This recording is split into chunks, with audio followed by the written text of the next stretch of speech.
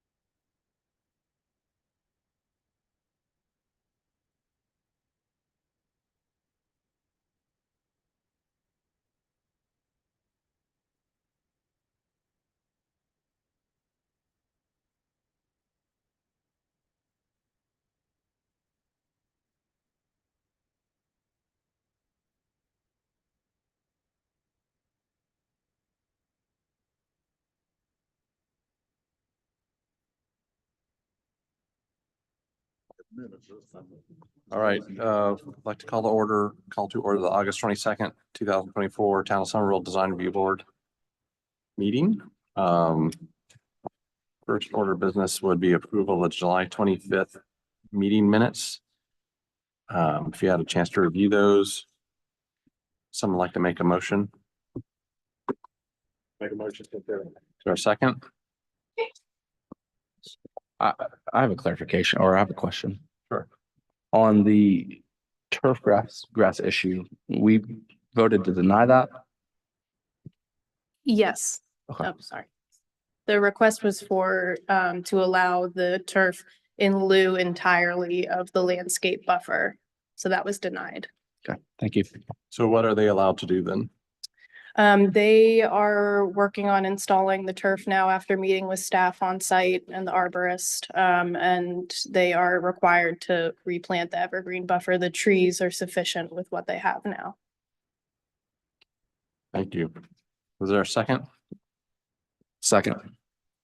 All those in for approval, say aye. Aye. Aye. Any opposed? Right, one abstain. Okay. 2, 3. Tammy. already. So first under signs is 107 Sawmill Center Drive. Okay, so this is a previously approved sign package. Specifically, we're looking at the monument signs. Upon review of the sign permit, staff noticed that the sign package was slightly different than what was approved. So we are here to look at those revisions. Do we have anyone from Anchor Sign here? You want to come on up? And for all of our applicants tonight, I am going to be giving you guys this clicker so you guys can control the presentation. But if you'd like staff to do it, that's fine as well.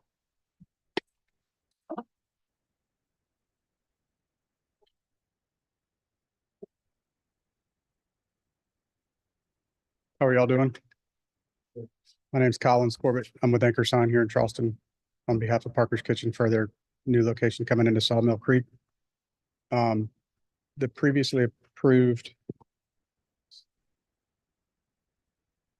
monument sign was the one that you see before you now with the large green band surrounding the diesel component on the other side. We have worked with the client themselves trying to standardize their brands across all components for their new stores coming in, and have come up with one that is actually 12 square feet smaller than what was previously approved. It's just a new layout, making everything more linear to match the design and construction of the new store that's coming in. So it falls within code, which is the 50 square feet less, and then it's less square footage of signage than what was previously approved. I like it better. So the brick on the bottom is provided by the general contractor and it will be, we show it this way. It's done to match the building. It's just hard for us to show white brick on our drawings. Correct. Yes, sir. It'll be the same exact brick, same color, same whitewash. It's a full brick. So our sign will have I don't know what you like, It'll be the same size as the, whatever is on the building. It's the same size, same color. That's a modular job. like 3¼ by 8 and something. Yeah. Okay. And you have two of these? Yes, sir. There are two. Were you previously approved to have two? Yes, sir. We have two. See if I can figure out how to get this thing to go backwards. We have two curb cut entrances, one off of Berlin G and then one off of Sawmill Center Parkway. Anything else you'd like to add? No, sir. All right, they're asking for final review. Motion for approval with comments regarding brick. Is there a second? All right, any further discussion? All in favor, say aye. Aye. Any opposed? Thank you so much. Thank you. Next order of business is under old business. Number one is North Maple Street, new construction of Parker's Kitchen. Requesting final review.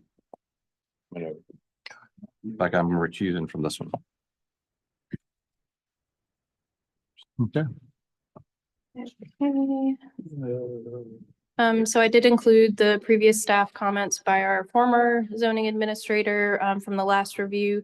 Y'all might remember that this project has been deferred a few times since you last saw it due to lack of quorum.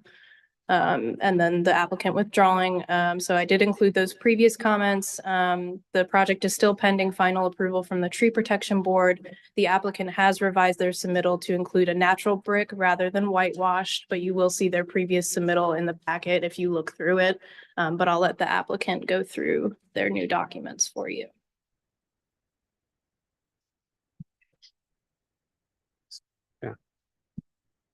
Hey, everyone. I am Andrew Todd Burke with Kimley Horn here representing Parker's.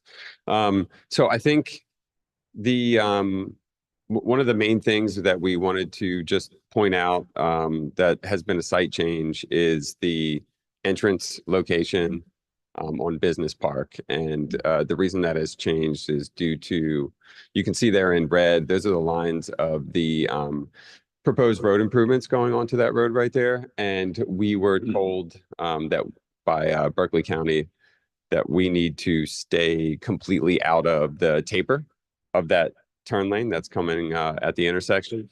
And so where you see the location of the entrance now is the closest that we can get to the intersection and still be able to access the site.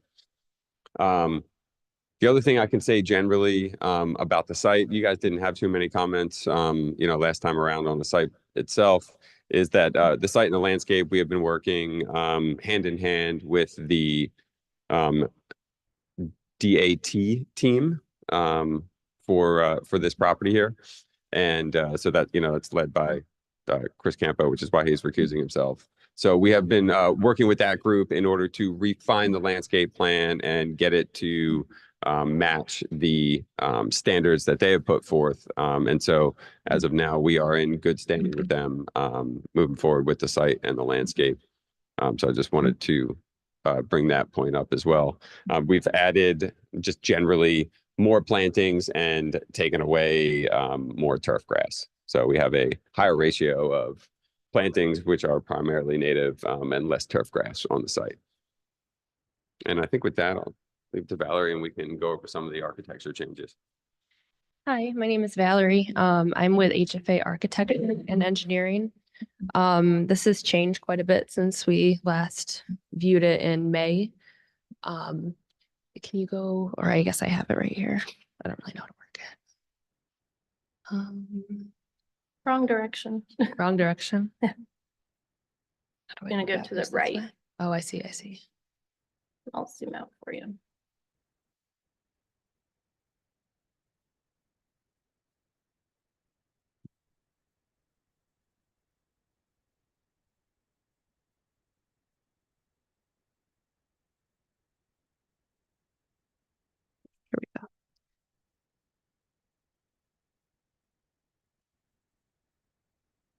Okay, so the main thing that was changed, there was a lot of excitement expressed last time about the sawmill site and the design of that. So, as we mentioned, that we've been working with the DAT group to come to an agreement on what we're gonna show. So we're kind of mimicking the design at Sawmill, like what was discussed last time. So we've added 4 peaked roofs at each corner, just like that site. And it has a gable roof at the front and then a half mansard roof around the perimeter, which will fully hide all mechanical rooftop equipment.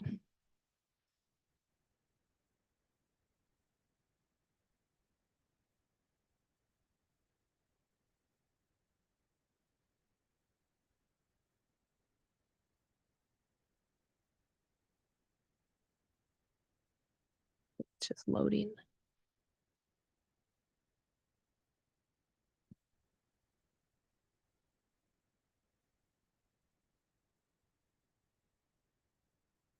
There you go. So also with the fuel canopy, this has changed quite a bit as well. So we brought up the brick. Actually, I should mention first, the biggest change is the red brick. We know that you guys weren't a big fan of the whitewash brick, so we have changed it to red, which will also match that of Sawmill. It is the same color that we are proposing. And as you can see in the fuel canopy, so we've brought that brick up higher and it'll match, it'll come up to meet those steel brackets that kind of go out like this. And we've added a like greenery screen wall at the end because that was suggested to us as well by both this group and the DAT group. We can also see in this rendering that we are showing a 3-foot tall landscaping wall. That's changed quite a bit too. We last presented it as more of a solid wall, and now it has some detail there and greenery.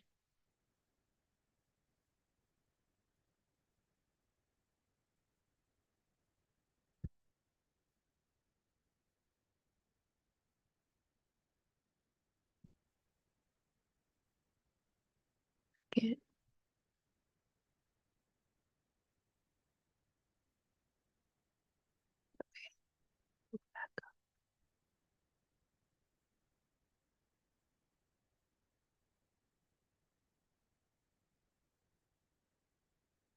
I think these images are so big that it's having a hard time pulling it up.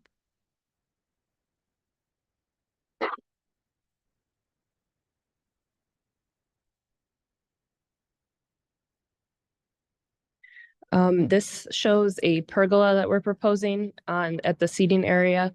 This is gonna match the like wood profiles that are on the building. You can see we have some structures that are matching that of the timber that we show on the main building. And you can tell in this image that this will provide a ton of shade for people trying to eat out there on a really hot day. This is a view of the rear building. So another thing that was mentioned last time was creating more of a statement facade at the rear facing North Maple Street. So that's what you can see here.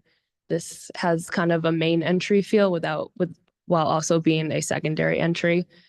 And you can see here, we also have those barn type of door accents on the rear that match Sawmill, and we've added awnings. So it gives it a real storefront type look and feel at the front.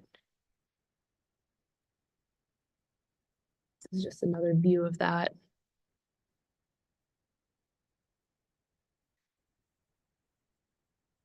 And yeah, these are the elevations. They show up.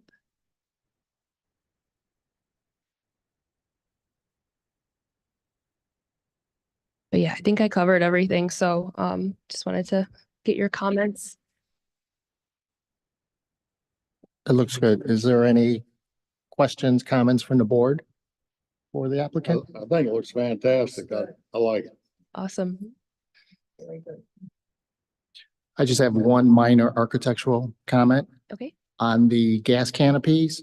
You're not providing the brackets like the trusses on the screen wall. Is there just a technical reason why? And it's not a, Let me see. I think I know what you mean. Talking about the end of the canopy. where the screen wall is.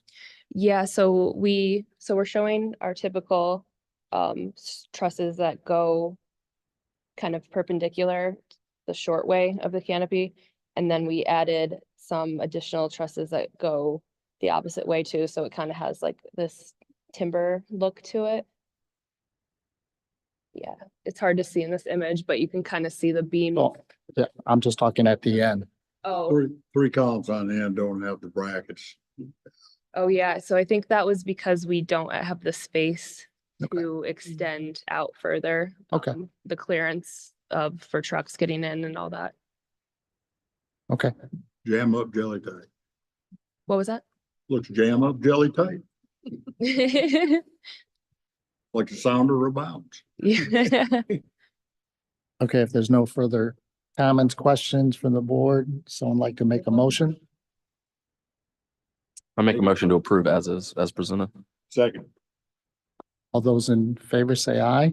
Aye. All those who reject it, say nay. The ayes have it. Great. Thank you so Thank you much. for all your hard work. Thank you. Thank you.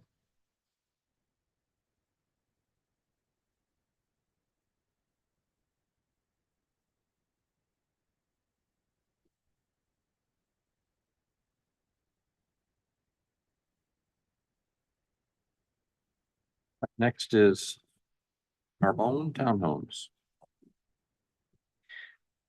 Okay, so for DR Horton, we are talking about the Garvin Drive townhomes. They're requesting final approval. I'll briefly go over my staff report. This development was approved in April of 2020 by the DRB with the following conditions. The vinyl siding proposed for use on the buildings must be premium thickness. Architectural shingles must be used. The front porch must have a minimum 6-foot depth, and amenities will be provided in the park. Just for some clarity, apparently the other developer who built the 2 existing 6-unit structures that are there and have been CO'd did not use architectural shingles.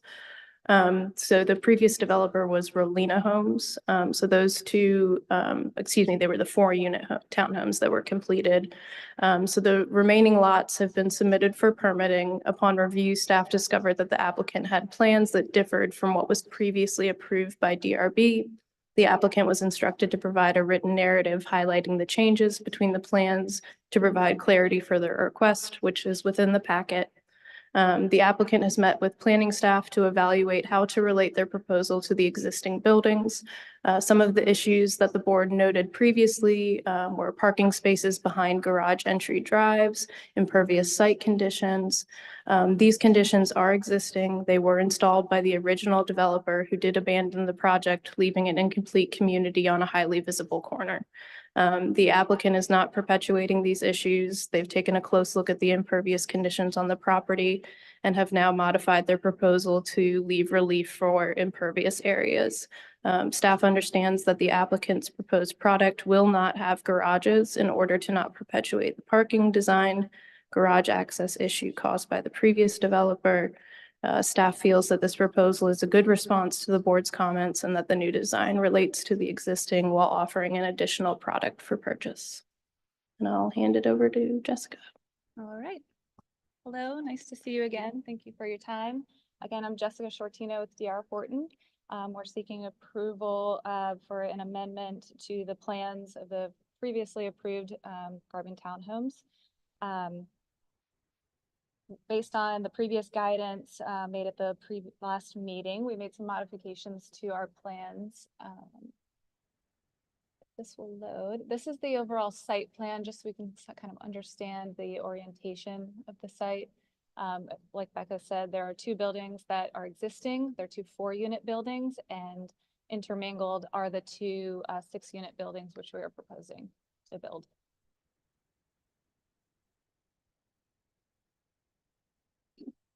we'll skip to our rendering to give you a better idea.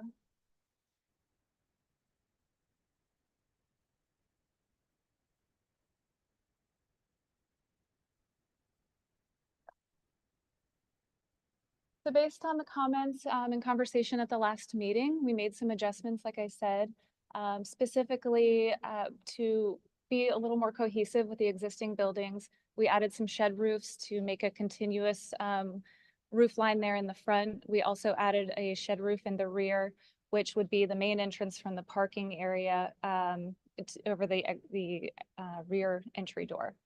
So this will be the new proposed front elevation, which will be the road facing side.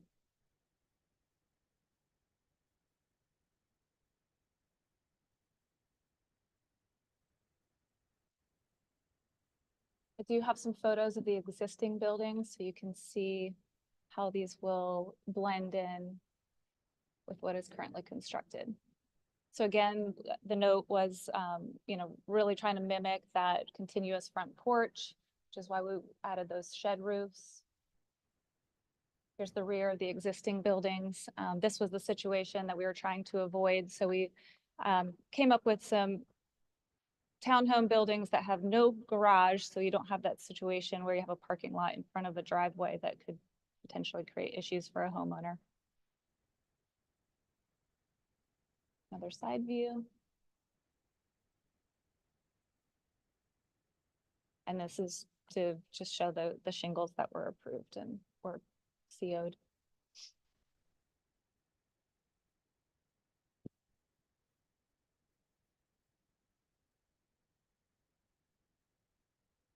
Go back to the rear elevation too. I don't have a rendering, but you can see where we've added the shed roof at the rear door.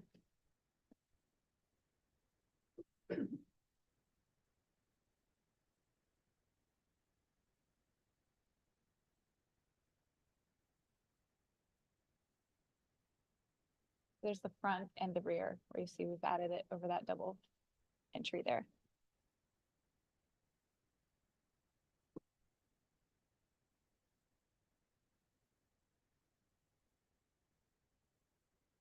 Can you go back to the site plan? Site plan, of course.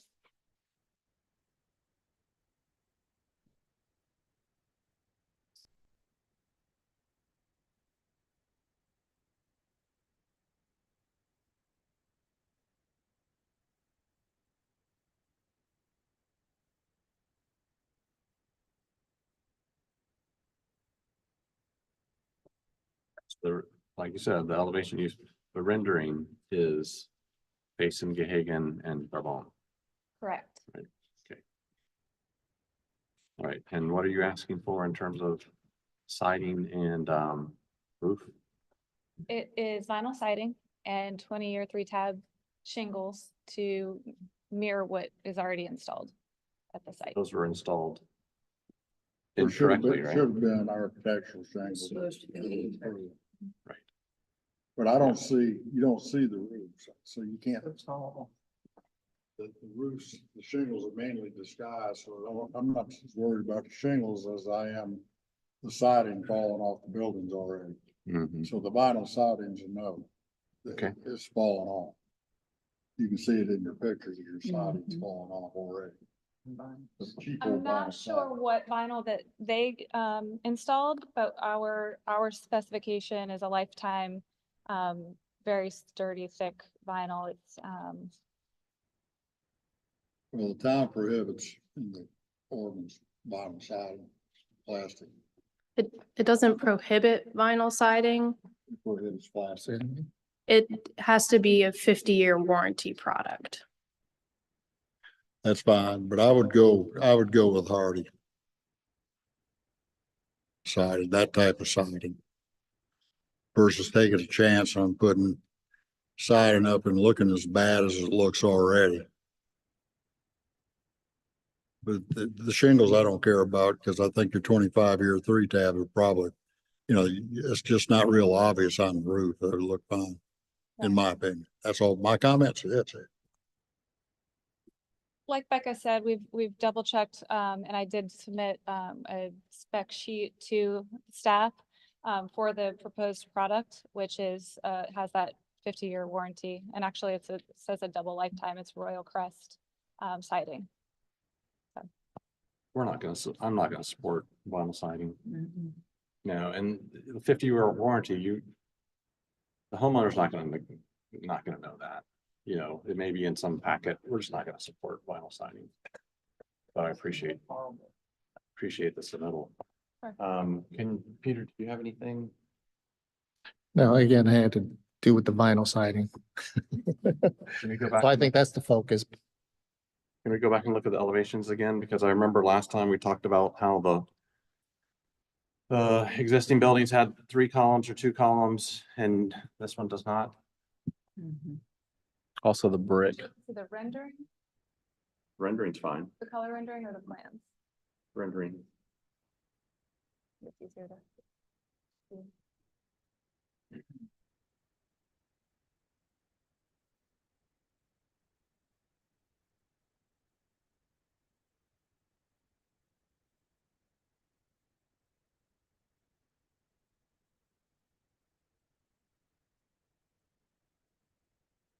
So we have an 8-inch hardy wrapped column on each side, 2 columns on each front porch.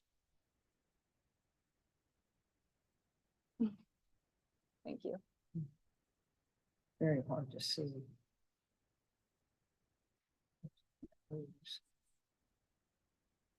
What are we looking for? Columns. Columns? The existing buildings had 3 columns. That was a comment, This is, 2 to 3 can't columns. see it on the rendering because this is a rendering of the new building. Mhm.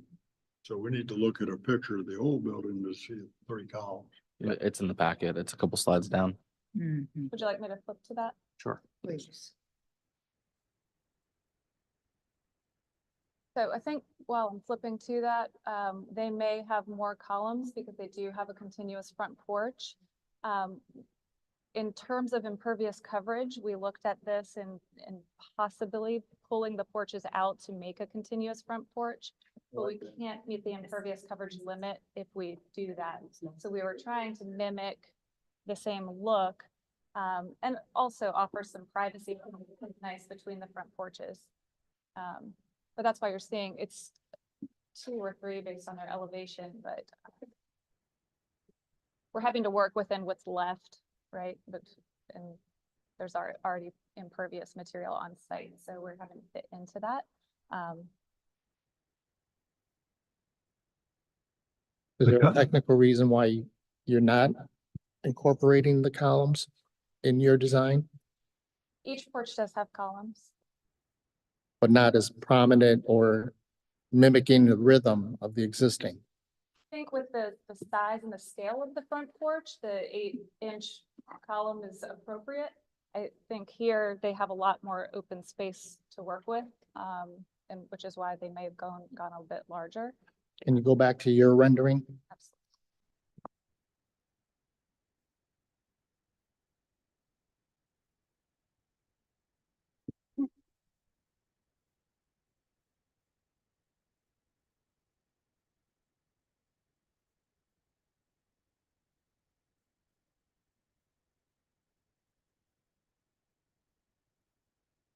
Can you zoom in on the elevation or no?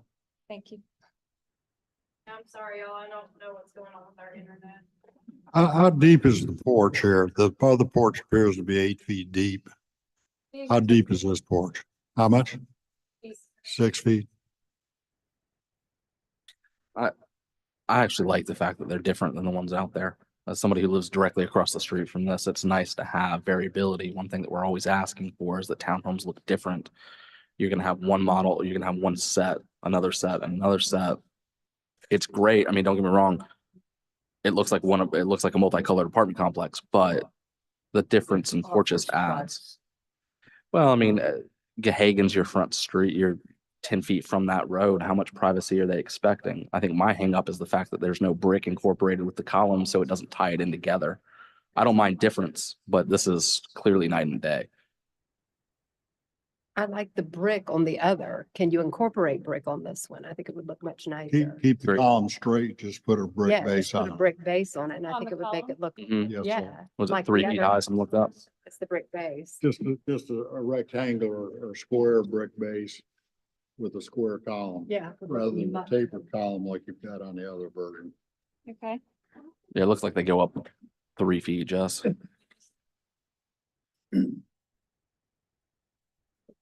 Much room to add. But yes, we can look at doing that. You have the side elevation that we can look at? The proposed. Yes. I don't see one.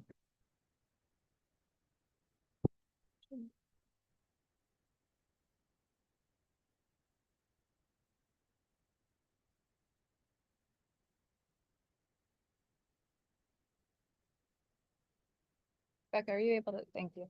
Zoom out a little bit. There's some side elevations there.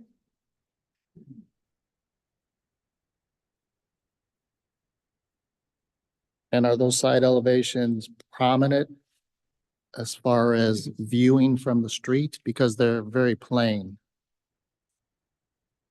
You'll be able to see one of them because one of them will fit in between very closely the building on the left and the building on the right. You won't see the ends on that one. But if you go down Boundary or that street that goes to Boundary, you will see one of them. The So it's between, once it's between two buildings on the yeah, other street. lot number 6, you'll be able to see lot number 6 and maybe even lot number 1 as you're down Garbon, but you won't be able to see 16 and 11. Have you looked at any decorative treatment of the side elevation? Because it's going to appear to be a mass of hardy board. Vinyl. Hardy But board. it's fine. Hardy board. But it's fine. No vinyl. We did actually look into these plans and to see if there were places that make sense for windows on the interior.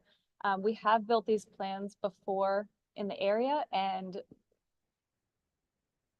finding the way the layouts work, we weren't sure that it would make sense to add the windows where they would, it doesn't make sense on the inside where it would make sense on the outside. I think if you Does that make just, sense? yes. Yeah.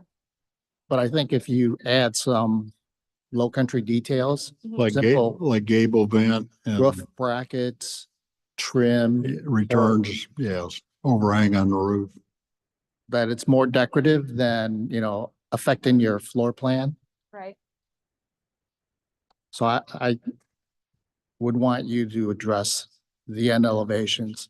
Because even the end elevations of the existing buildings are just massive vinyl siding walls, which I don't think that, enhances the neighborhood.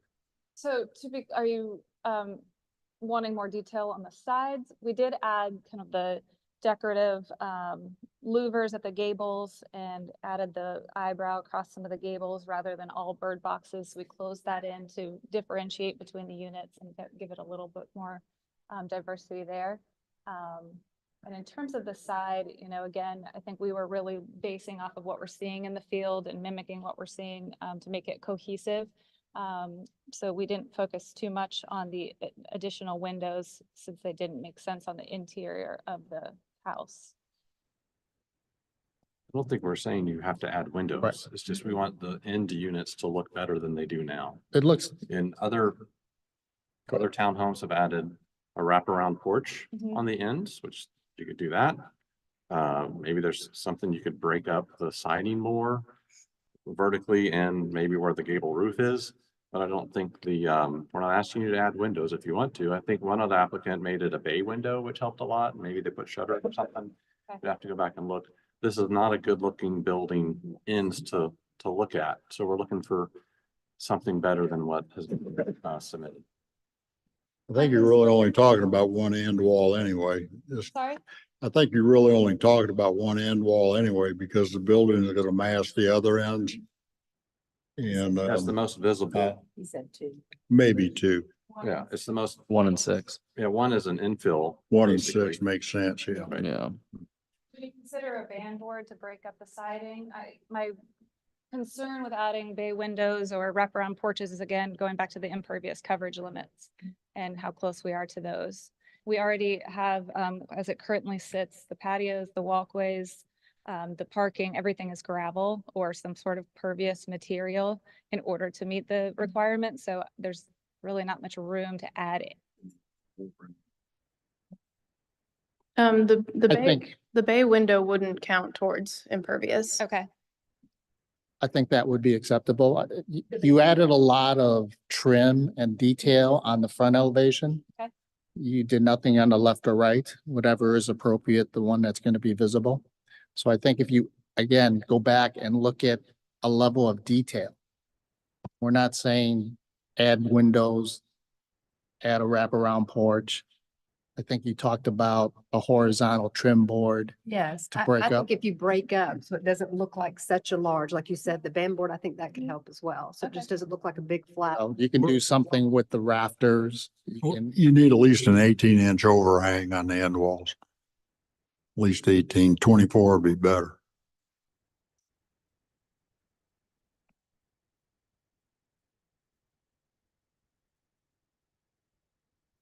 and I don't know if these colors that you're showing on your rendering are the exact colors. I would say if you're coming back, if you can bring a sample board of actual colors, or if you can review, colors with staff, if you're not coming back, so that we know exactly sure. what the elevation is going to look like.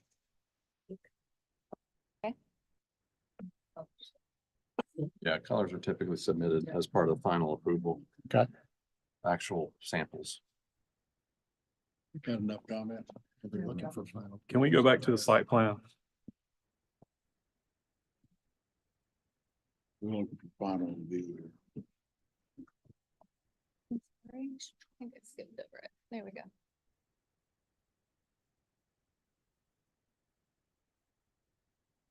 So the two existing townhomes have sidewalk along Gahagan. Is there not going to be sidewalk to tie those two existing sections together? Yes, the plan is to make that continuous. On Gahagan. Yep. And actually on Garvin as well, it's drawn in front of 1 through 6, but that is not existing. So we would Yep. tie that in. I think to Hart's point, it's not drawn in from 11 to 16, and I'd further like it to see extend from 20 to the edge of property as well. Sorry? So it's not drawn in on the plan from 10 to 17. It is on 1 to 6, like you said, but it's not on 11 to 16. And then I'd further go a step further and say you need to extend it from 20 on down to the edge of property. I mean, you're extending it down Garbon to the edge of property. It just makes sense to extend it to the edge of property down Gahagan as well. It probably Scribner's error. That's my guess. Have you submitted a landscape plan or lighting plan? No. All right. So when this was originally approved, it didn't have, this was one of the first projects to go through DRB. I could not find any record of landscaping or lighting requirements being enforced on this. This is a straight up zoned site. It's not a PUD. I'm not sure why that wasn't. This was also when right after the UDO was put in place, so that probably had something to do with it as well. There is some existing landscaping in front of the two existing. I would have to go out on site to see if it meets requirements, but they also did get a variance for this property to allow the buildings to be within 5 feet of the front setback. So there's not a lot of room there, and we actually, Jessica and I had a conversation before the meeting started about discussing when they do get to permitting after they receive your approval. We needed to discuss what to do about landscaping because the building line is so close to the street. And engineering typically doesn't like to see landscaping in the right of way because they potentially might have to tear it out to do work. They have a good bit of open space too, and other applicants have provided good looking landscape plans in their open space. So I think it's only fair if they have a complete landscape plan and describe their amenities and. Yeah, this is not a typical project, so I understand your point. What's our, How do you handle trash? You know, you dumpsters, carts, how do you handle trash enclosures? you're gonna have a dumpster? There's not one out there now. No, for when people are living there. That's a good question. I believe they're rollouts now, if I'm not mistaken. Yeah, I would think so. This is a rollout candidate. It's preferable. Mm-hmm. There's no existing facility on site, like as far as the dumpster, so I would believe it would roll out. Okay. All right, well, they're asking for final approval. Sounds like they have a lot of items. Would someone like to make a motion?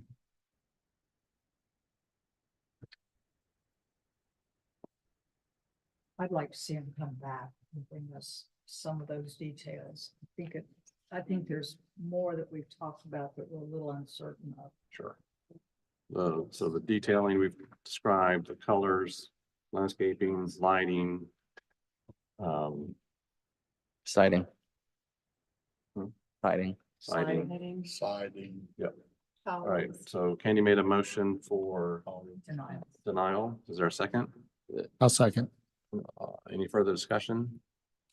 Is it possible to move forward with an approval, if we, with the basic bullet pointed list of, we'll do the brick base, we'll add the overhang, we can do the band board, the sidewalks. I've already spoken to Becca about landscaping. Obviously, it's in our intent to add a nice landscape plan for a buffer. We could review that during the month and then just fill back in. I think they need, we're discussing it now. I think they need to come back with everything we talked about. Then it's done. They got to come back. It's very, It'll be clearer to us, probably clearer to you. it's an incomplete submittal. So I'm going to call for the vote. All those in favor of denial, say aye. Aye. Any opposed? Thank you very much. Meanwhile, your project really adds to the neighborhood. Oh, yeah. I'm sorry. It adds to the neighborhood. That section of Gahagan looks a lot better. It's a work in progress than what it was. Yeah, we are excited to get it going. Next is Cross Creek Development, new mixed-use development. Applicant is requesting final review. The applicant present. Okay, so quickly, just to go over the staff review, during the preliminary review of this project, the board members discussed the need for additional crosswalks and sidewalks, a closer study of the open stairwell corridor, HVAC and utility screening, and modification to the design of the commercial building. Staff feels that the applicant has appropriately addressed each of those concerns in their final presentation to the board.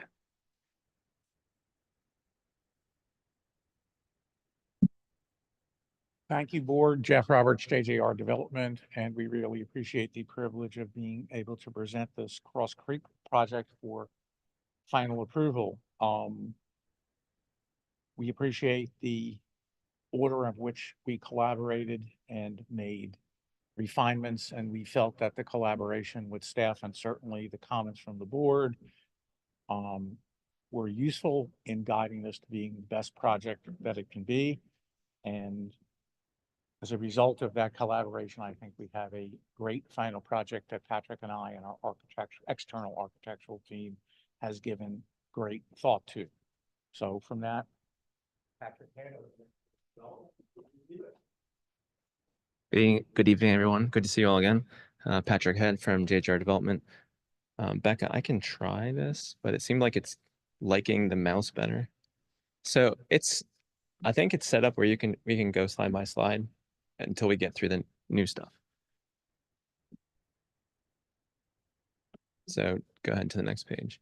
So just look at the renderings real quick. Have some comparison slides that show the previous submittal next to this, but just to go over what we addressed, which was the major moves, moving the buildings on the street a little bit closer to the street so we could add some landscaping space between the parking sidewalk there and the building.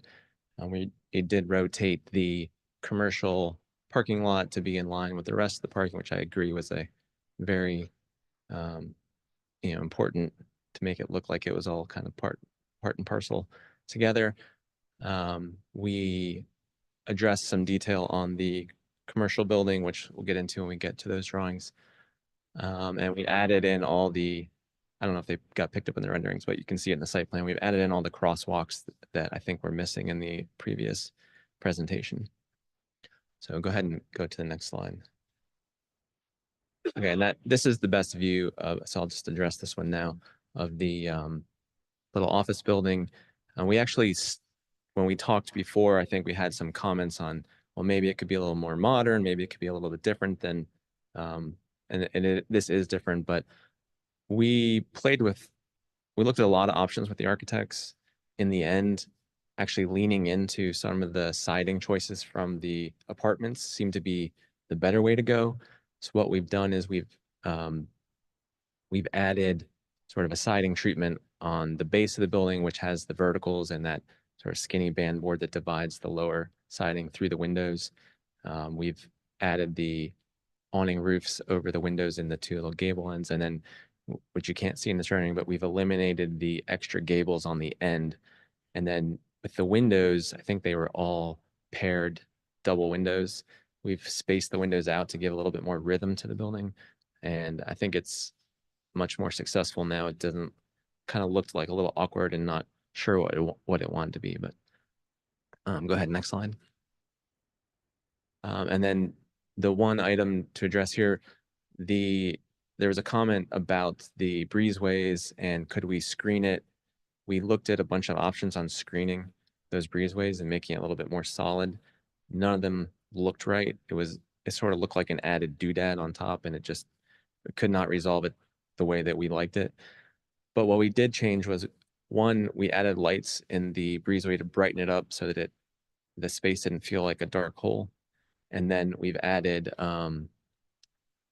the railing detail is different than before. You saw the slab edge very pronounced and there's a railing floating above it. Now the railing comes and caps the end of the hallway so that you read kind of more of a mass instead of a plane and a rail. And I think it just kind of ties it together a little cleaner. And so that's how we've resolved that item. Next slide. So these are the side-by-sides with the upper views being the new renderings and the lower ones being the previous submittal. It's hard to see the difference, but in the lower left rendering, you kind of see the old parking lot and how it's been changed. Next slide. And then again, I don't know if your screens are better resolution than the one up here, but you can see the changes in the siding and then the window layouts on the small office building and the roof overhangs. And also in the apartment building, you see the difference in the railings. Okay, next slide. So in the site plan, this sort of highlights those three front apartment buildings moving closer to the street. And I think in the rendering, you could really see if there's a lot more space for plants and landscape. I think that was a good catch. We've also changed the way the sidewalks around the little commercial building work. So it's much cleaner access now to the street, and with the rotation of the parking lot, all of that kind of got simplified and cleaned up. And we've shown the crosswalks at all the driveway entrances and also throughout the parking lot on the site. Next slide.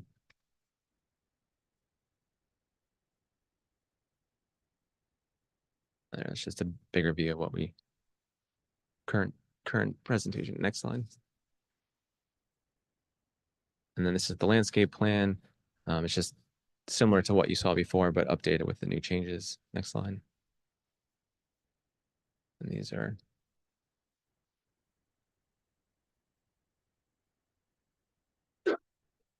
doesn't like that one, but the one thing that's new on this page is the HVAC screening that we talked about last time we were here, which is a horizontal wood, kind of like a small fence screening around the HVAC units.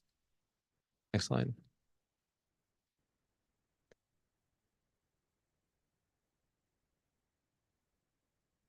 It's okay, you can go to the elevations. I think they can imagine the screen.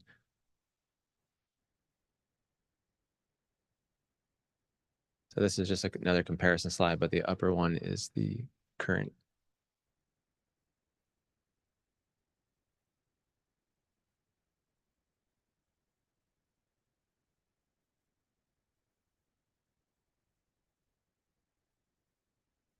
Okay, and then the one other detail I didn't point out was the water table board. I think there was a request for a little bit thicker water table board. We've beefed it up and added a thicker cap on top of it. And that's consistent throughout all the buildings, including the office building. Next slide. Next. And then comparison of the commercial. You can see what I'm talking about with the rhythm of the windows is much, just feels better, spacing them out, and the siding change and the addition of the awnings. Next slide. And on the end, we've eliminated the little gable and just mimic the front siding. Next page. Next. This is our pool cabana, which is a little bathroom building that goes next to the pool, the mail kiosk, and dumpster enclosure. And then the next few slides just show the colors. I think we showed these before. So we're using 3 color groupings. So 2 buildings each will have the colors.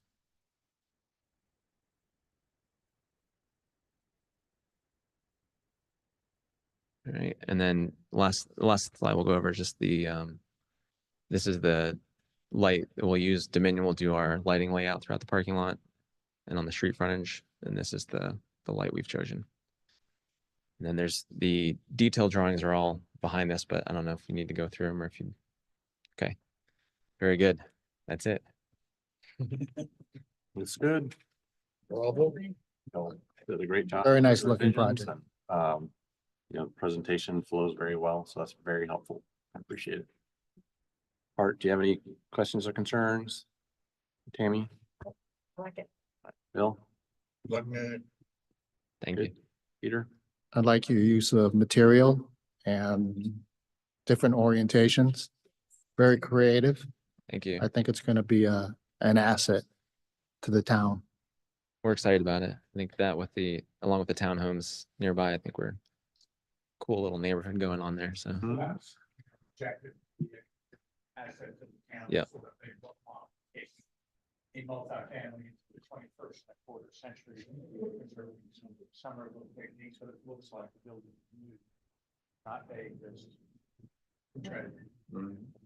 Good job. Yep. Candy? Looks great. Dustin? No comment. All right, the only comment I have is about the materials. I think we're all on board with the materials, but you need to submit a sample. Do you need a physical sample? Um, It's hardy and yeah, well, we want to see, it's primarily the colors. the color. You want a color sample? Right. Okay.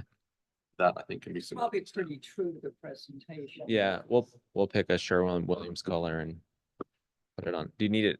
Do you need a chip or do you need on a piece of material? Just called out. Okay, sure. Yeah, like if it's Sherwin-Williams, if you just get the color, you know, you look at it you look at it. Got it. No problem. I think that can be done at staff level. Yeah. Sure. Yeah. Absolutely. All right, they're requesting final approval. Would someone like to make a motion? I make a motion that we approve the Second. project. Seconded by Art. All in favor, say aye. Aye. Any Aye. opposed? Thank you so much. Thank you, guys. Appreciate it so Very much. Thank you very much. Good job. Next is 606 North Gum, redevelopment of site for church use. I'll be recusing for this one. Good to see you though.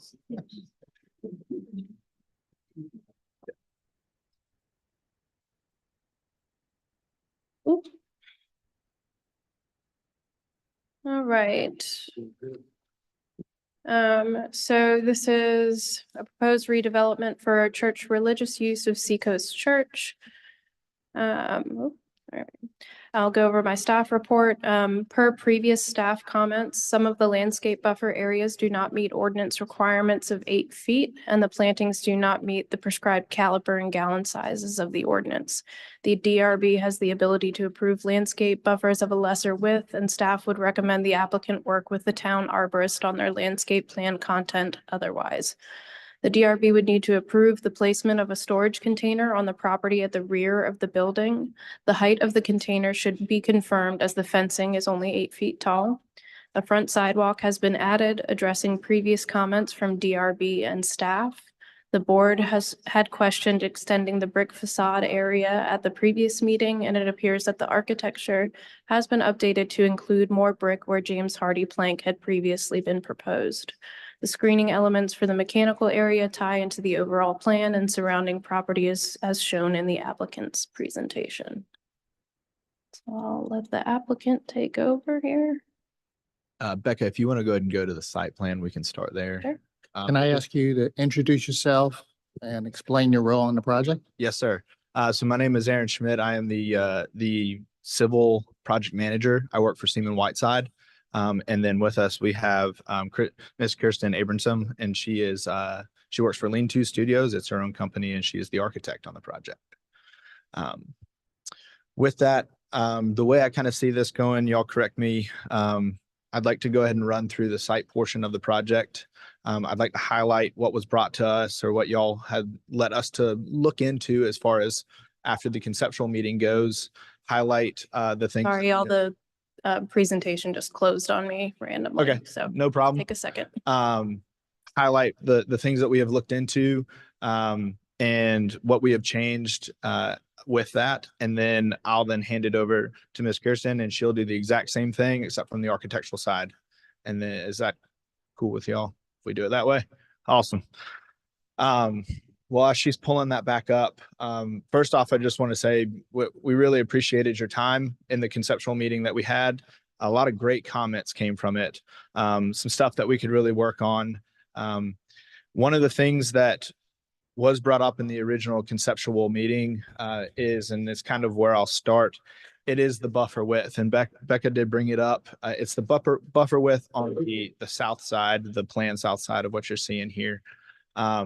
So originally, we actually had a smaller area on that side. We've grown that buffer by a foot. We've done that by looking more into the HVAC system and how we could become more lean with the layout of the HVAC on the planned south side.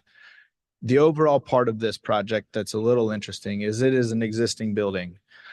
So what we're trying to do here, and really what Seacoast is trying to do here, is redevelop this site. Currently, it is not something that's very pretty to look at, but we want to do our best to kind of make this one, a site that's useful for Seacoast to have more outreach into the town of Somerville, but two, become more of a more beautiful piece of property like the senior living site that's right down the road. We want to be more in line with what that looks like. So we're really excited about this project and really excited about updating this piece of property. So with that, one of the things that we have to do is we have to provide mechanical in order to service this thing, HVAC. So in doing that, after looking at the site, what we saw is the best place to do it due to how it services the building, the noise that it will create within the building, working with our mechanical engineers, working with our architect, and working with the owner. We poured a lot of man hours into this, but we have found that the best place to put this piece of HVAC equipment or pieces of equipment is on that planned south side. In doing so, we did everything we could to make it as lean and as efficient as we could in order to create enough room for one to drive and parking on that side. The tough thing is that we are 1 foot short of the 8-foot buffer requirement on the south side. So we've achieved 7 feet, but the requirement is 8. Our understanding with talking with Becca and staff is that DRB does have purview to allow the 7 foot rather than the 8 foot. So I just wanted to make sure that that was clear to y'all in that. One of the other things is that Becca did bring up is the container. So there is a shipping container that is located on the Plan West, the back side of the building that is behind from where the building then addresses Gum Street. That container is an outreach for car care. It's for single moms and other women within the community to come, and it is an outreach program by Seacoast in order to, whether that's change the oil in their car, wipers, tires, whatever it may be. It's just an outreach program that they have, and they run it out of a container. So in doing so, they want to incorporate that into this project and into this piece of property so that it can continue to be an outreach to the town of Somerville. And in doing so, we found that it could be placed on the backside, one, so it is screened from Gum Street, but two, we looked at a fencing that we could put on the planned south side of that pad that you see so that it could be screened from 78 as well. You can, if you look hard enough, you could see it from 78. So we do want to screen it. The one thing that we did want to bring to the board, and it's really just a thought, we can go either way on it, but Seacoast is open to using that side. We can paint it a plain white and then come back and put some type of mural or art on that side rather than screening it. It's just an option. It's something that we can discuss further, but wanted to bring it to the board's attention that we don't have to just throw up a fence to screen this thing if y'all don't necessarily like that idea. If you would rather add some type of community art piece to it, we can potentially paint it as such to do something like that. So that was an idea that Seacoast was entertaining. Along with that, the site incorporates some permeable paving. And then one of the other comments that came from conceptual DRB was an interconnection of sidewalk across Gum Street to the existing Seacoast campus. And so after looking at this site plan, we knew that it wasn't necessarily something difficult to achieve. So we made sure to run the sidewalk down. It runs the length of our property. That way, if there's interconnectivity at some later date on either side, there is sidewalk there, but also it then interconnects across the street via sidewalk. And we've discussed this with staff as well. But it allows that interconnectivity back to the existing campus. So the last thing that I did want to note was we did look at putting that container somewhere else on the site, but just due to how we would screen it or how we would show it, we found that the best place to put it was behind the building. So other than that, stormwater is handled through underground detention. And that is about it for the site that I can think of. I'll hand it over to Ms. Kirsten, and then we'll take whatever questions you have. Hi, thank you for allowing us to speak today. I guess, Becca, we could come down to probably just down to the, keep going. Yeah, so these are the exterior elevations. The lower right hand is the front elevation on Gum Street. It is, there is an addition coming off the existing building. The existing building is a pre-engineered metal building. We are basically stripping it down. It's currently metal siding. The siding's coming off. The Seacoast has already put a new roof on the existing structure, but we will be re-siding the whole structure. And then we also have that addition coming off the front that brings the scale of the larger volume of the existing building down to a lower scale. That smaller portion, the addition, is sort of the entryway coming in. Well, when you're facing it, you can see the Seacoast signage there on the left, storefront on the right, and then there's a covered canopy off to the right. So you're having a side entrance that is making it available to the parking, but you're greeting with the transparency of the glass, you're greeting the street in a more friendly way. To your left, you have the beginnings of the screen wall. So you have a bit of screen wall on the front there next to what you're seeing as the signage, and we can look at it in plan in more detail. And then further to the left is the beginning of the mechanical unit screening. If you move up to the very top elevation, that is looking at the side, that's south side. Also an opportunity for signage to be viewed from 78, Highway 78, and then the repetition of the screen wall, both a screen on the front, that area that's screened in the addition is screening the electrical metering, the sprinkler access. So it's just giving that a little bit more privacy visually. Then you have the screen that's in the middle that's covering the package units, the mechanical units, and then off to the left is the screen that is for the shipping container from view of 78. On the middle elevation is the one that faces the larger portion of the parking lot. It has a shed roof that covers up storefront access into the community space, the multi-purpose space, and then there are several doors on the side there with access to their kitchen and pantry area. The bottom left is the rear of the building with the sort of ghosting of the shipping container there. And as you can see, the front elevation, we've incorporated the brick that was suggested last time, brick that speaks to the main facility across the street. You're seeing on the left side there, the facade of the front elevation kind of rising above the existing pre-engineered metal building. Then if you, let's see, you can see in the middle elevation there, the main entrance into that storefront with the overhang. That's the main entrance into the building, but then the storefront is also centered into that multi-purpose room. There are two doors on the rear of the building that just kind of blend in.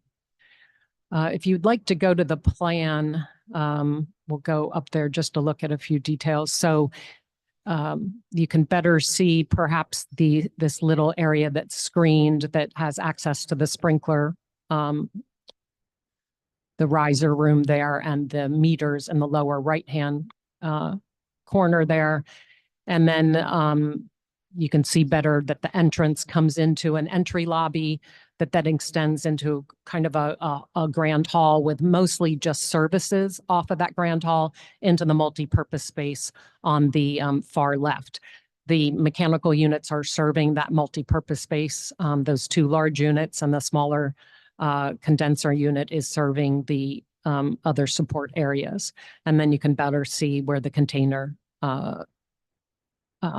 is located, the shipping container with the screen on just the lower south side. If you'd like to go to the where there's some materials on that, yes, that one. So we're looking at the brick there in the lower right is we're going to pick up that patterning that comes off of the existing church building. And interestingly enough, it has a really interesting pattern, and it's only an alternating grout change. So it gives a little bit of a subtle texture that I quite like, and that will be incorporated in sort of the brick facade, but it's sort of a background to that smaller addition. And then we're looking and using a panelized cementitious panelized system. The Nichiha is represented here. I have some samples to show you if you'd like to look at them now. That will be used in a white form on that smaller addition against the white brick, and then the wrapping on the three sides of the building will be a gray. The storefront will be just a clear anodized aluminum to kind of bridge between the gray and the white. Can you show us the sample? point out also, we have sort of the heavy timber aspect to the canopies, which will pick up on the wood element that the screened fence also incorporates. And those will be just a more of a heavy timber stained. So pick up on the samples that I'll show you. Clear anodized, probably everybody's seen that. I'm looking at, I don't have the fencing samples in yet, but they are forthcoming, but they're something in the range of this. So that will also be incorporated in the heavy timber element. This is the light gray. This is the white. And then this is really, I got this one, but this is probably going to be more representative of what the roofing element will be here. So, Can I touch one? yeah. Are these easy to clean? And are they easy to clean and maintain? I mean, they're being incorporated. I don't want. I mean, it's They're easy to clean. cementitious. We'll see. It's a product that you're seeing. Where are you using those cementitious panels? Where are they used? Where on the project are they Yeah. used? All the walls. The front elevation. Yeah. That the smaller addition. Okay, the new Right- front elevation. Right here where you see the signage, that panelized. That panelized would be the white. So it's the front. Yeah, Dump so that street- very front. Dump and street then elevation. against the white brick, so you kind of have the white clear anodized wood element on the front, and then the volume, and then you'll have the dark gray, like probably this color in the roofing, and then the three sides will pick up. So what are you doing with the existing roof? The existing roof is new, and it's white. But there's some work that we're gonna have to do with it because of what we're doing on the front. And to get I haven't gotten into the details yet, but the way the new paneling system's gonna come up on it, we don't have any overhang on that.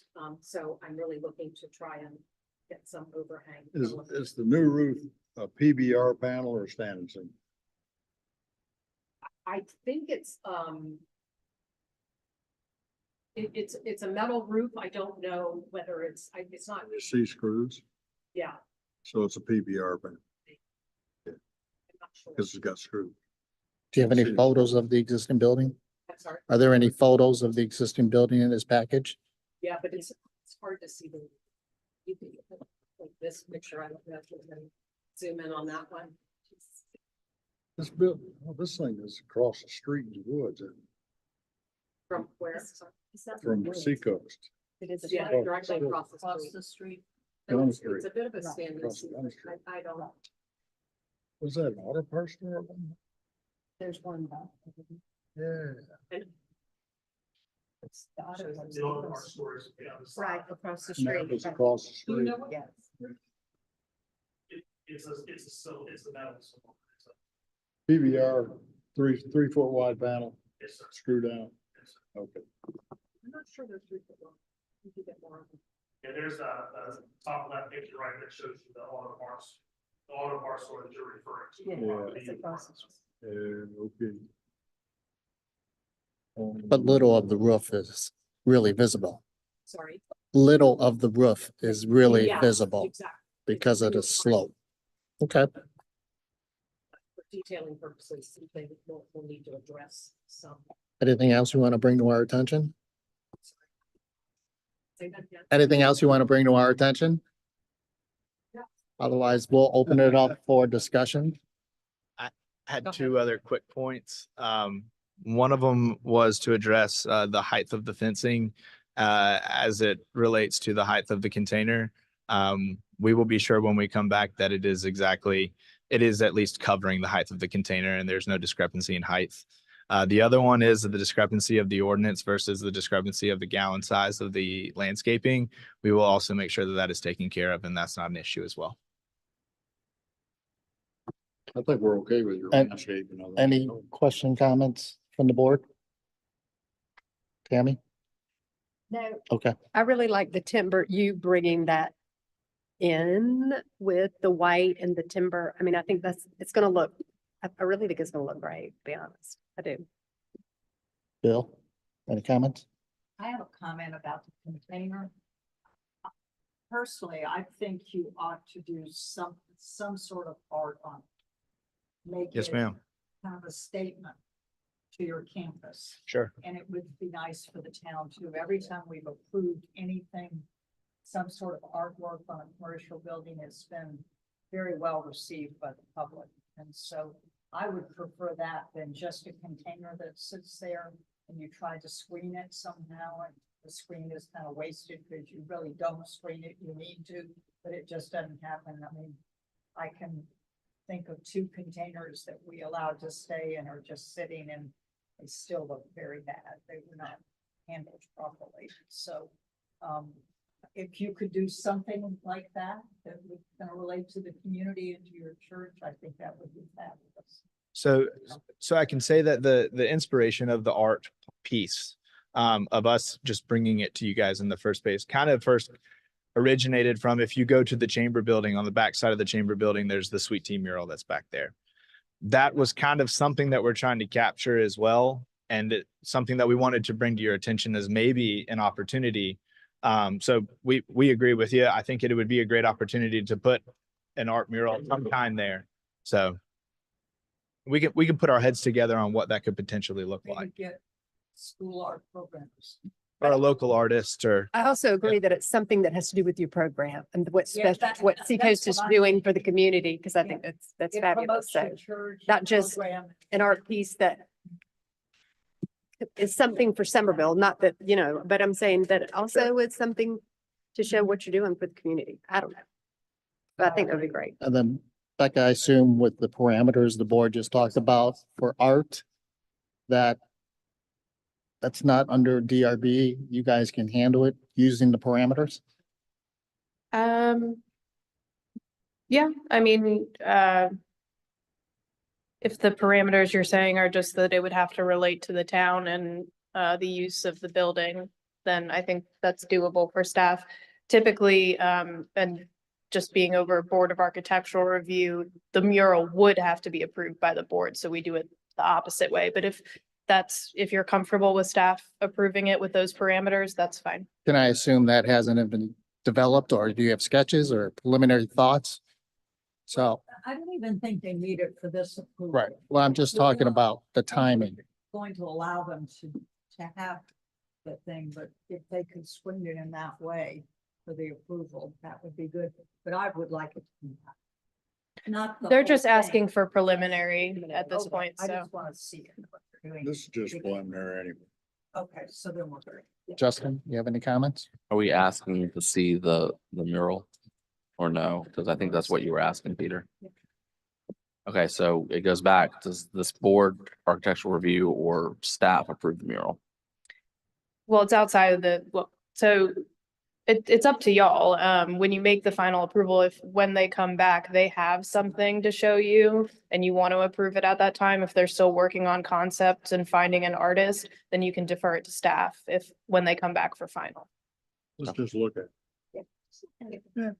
Is there a sense of urgency to move this project forward so that you can start executing? Because, Isn't art there always? I think if art becomes part of board approval, just gonna add more time. Well, that's what I was wondering. So, I mean, if the fence that we've shown there, to me, there's great continuity in the elevation, because I'm dealing with elevation. So, but the container will be there.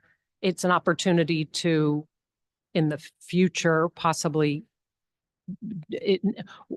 I guess it's a question on whether it's important that it be visible from Highway 78, because right now I'm only showing one side screened. So it is something that could be an art project that can be visible when you come around the parking lot, but maybe isn't an impediment to getting this project done.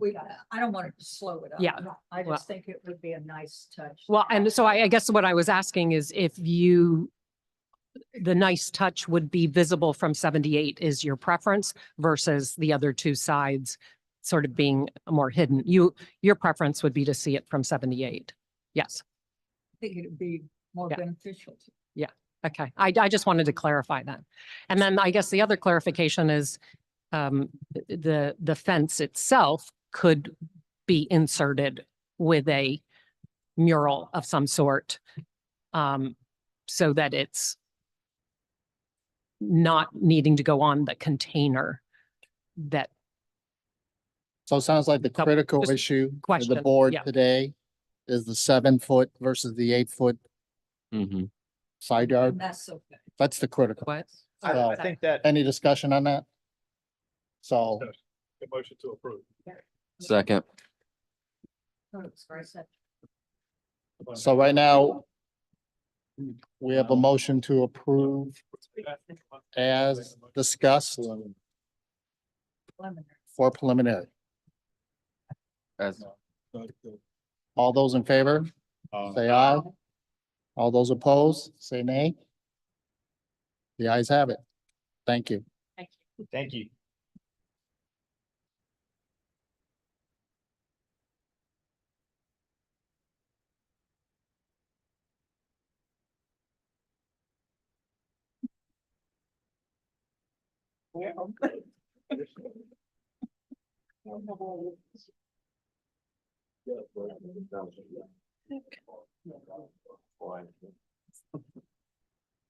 All right, next is Jameson Road subdivision, new townhome development. Question final Yes. review. Okay, so real quickly, I'll go over the staff report. They have preliminary approval. They are asking for final. At the preliminary review, the board requested that the applicant take a closer look at protecting the grand trees on site, rework the side elevation presented, and utilize usable porches. At staff's direction, the applicant met with the technical review committee twice to assess trees on site, and the town arborist was comfortable with the final site design that the applicant has proposed as it relates to trees. The side elevations have been revised with additional features. However, staff would recommend if shutters are to be utilized that they appear operational, double window shutters are not wide enough, or be removed entirely. The new architecture package features front porches that have an acceptable depth of 8 feet. And I will hand it over to the applicant. Thank you very much. And does their package have the revised parking turnaround? It has the most recent file that Abby sent me, Okay. so it should. Do you want me to? Back? Yeah, if you can go to that one. There was a question about the land plan. Mhm. Just want to explain that in terms of reworking that. It was a good idea and I think it came out better in terms of moving where the orientation for the fire access was, kind of getting the turnaround that's up in the top corner. And just feels a little more appropriate for the scale as opposed to a great big turnaround, if you remember, which was on the plan from before. So that was one of the revisions that we did to try to keep things working along with the rest of the trees on the property. I don't know if anybody has any comments on that particular component of it.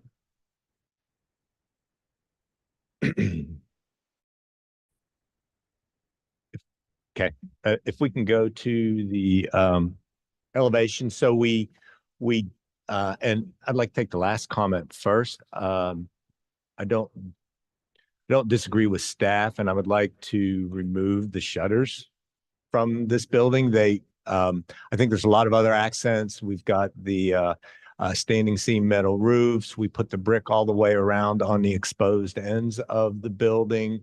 You got a little more bracket work on the side entries, and I think the shutters just are inappropriate with it. And if the board would agree, I'd like to remove those out of it. Okay, thank you. That is the high level. If I missed something else that people had comments on, we're here to answer any of your questions.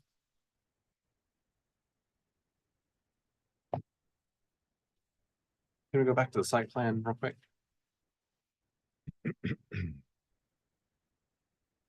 The rendering, Yeah. yeah, that was right. Was there any discussion about the staff of a sidewalk needed along Beverly or Miles James? One required, needed. The question was that we would be able to provide access out to Jameson when a sidewalk shows up. And so we have our sidewalk along the Jameson frontage that we would be able to extend out if there's ever a continuous sidewalk. But not to install another parallel sidewalk outside that's not really going anywhere yet. We don't have a sidewalk on Beverly, but we would, and it may not be on here. We should be extending our sidewalk out to Beverly also from the community. So you're saying you have one, it's just on your property instead of in the right of way. Right. Essentially. Right. Okay. And the road's going to be expanded. There's setback. There's just a bunch of things that'll end up Like Miles coming away. Anderson would be Wide. wide. Yeah. Right. And the plan is set up for that widening dedication. Okay. Staff have any concerns about on Beverly? Could you repeat the question? Does staff have concerns, or is it required to have sidewalks along Beverly? From my understanding, it was not necessarily the widening concern on Beverly, but because they have the interior sidewalk, that was sufficient, rather than pulling it out. But that was early on discussions during the technical review committee. That driveway onto Miles Jameson, is that just for emergency? Yes. I want to ask again about the side elevations of these Okay. units, especially the 4-unit. Right. So, Yes. so what you see on these two side elevations, and if we look at the plan view, it's descriptive also. The top side elevation is the one that will always be exposed. The bottom side elevation would be one when you have two units facing each other and you may not have a side door. And if you look on the site plan page, you can kind of see it where the sidewalk entries are. Most of the time, and again, it allows us to get that variation on the unit type, but always those end units that are visible will be that side entry. So you'll have the brick exposure and the door with the details. And the other one would be, if you see, there are kind of in the middle group of units that are facing that central open space, their front doors at the front of the building. So there isn't a side entrance. That's where you would get that second elevation, if that is clear. So it looks like at least on the northwest building, the 4 units that are directly on Miles Jamison. Yes. You could have easily wrapped the porch around or wrapped some architectural portico element around the side entrance. Is there a reason why? So if you go to the building elevations, so that would have the porch along the top, and then if you go to the rendering,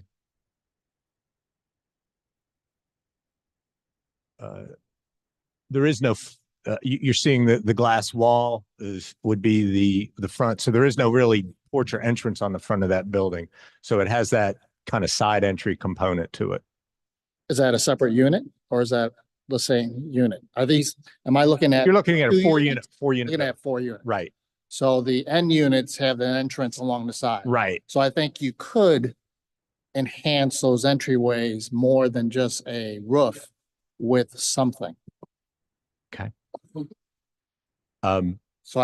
Something being a porch, especially.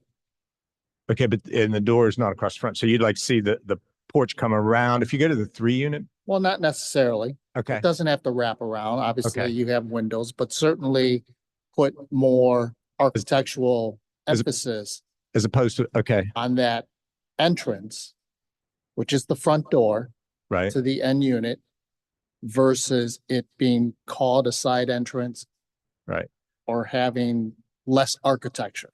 okay. And I think that would also enhance our, I don't know if this works.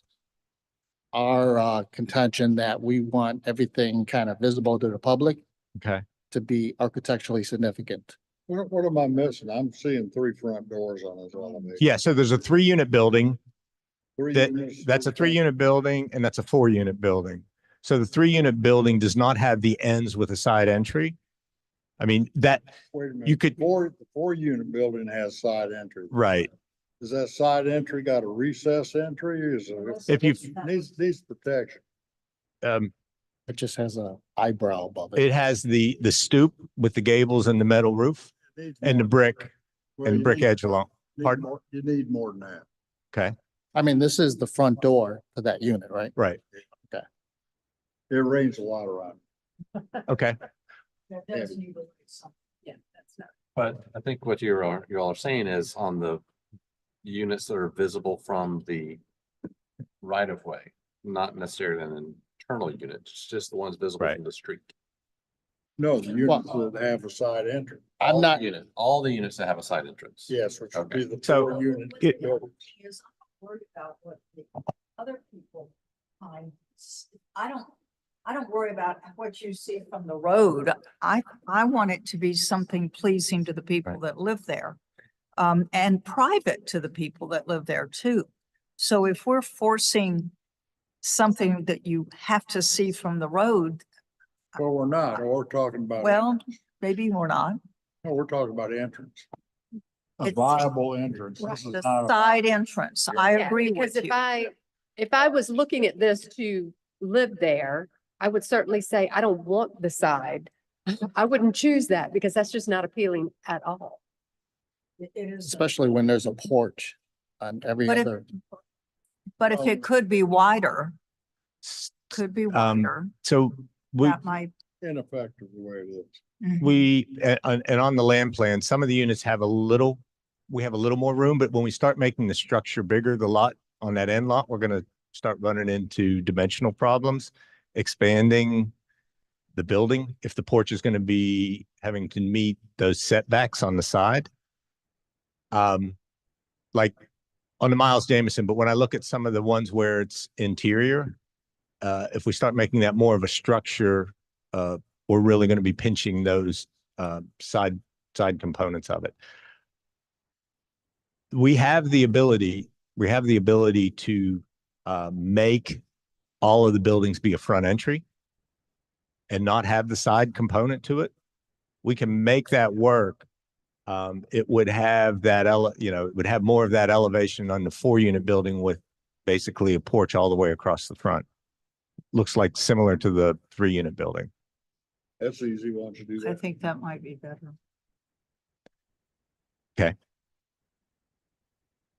Or you could do either or both, you could, if Mhm. there's some that you want to have the side entry, that's probably fine, but you'd have to put a porch. Right.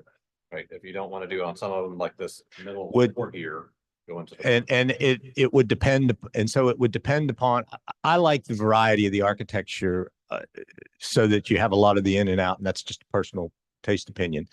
I think that the size of the side porch kind of becomes an issue in some of these locations. And so some of them may not lend themselves as easily to a 6-foot minimum side porch kind of component to it.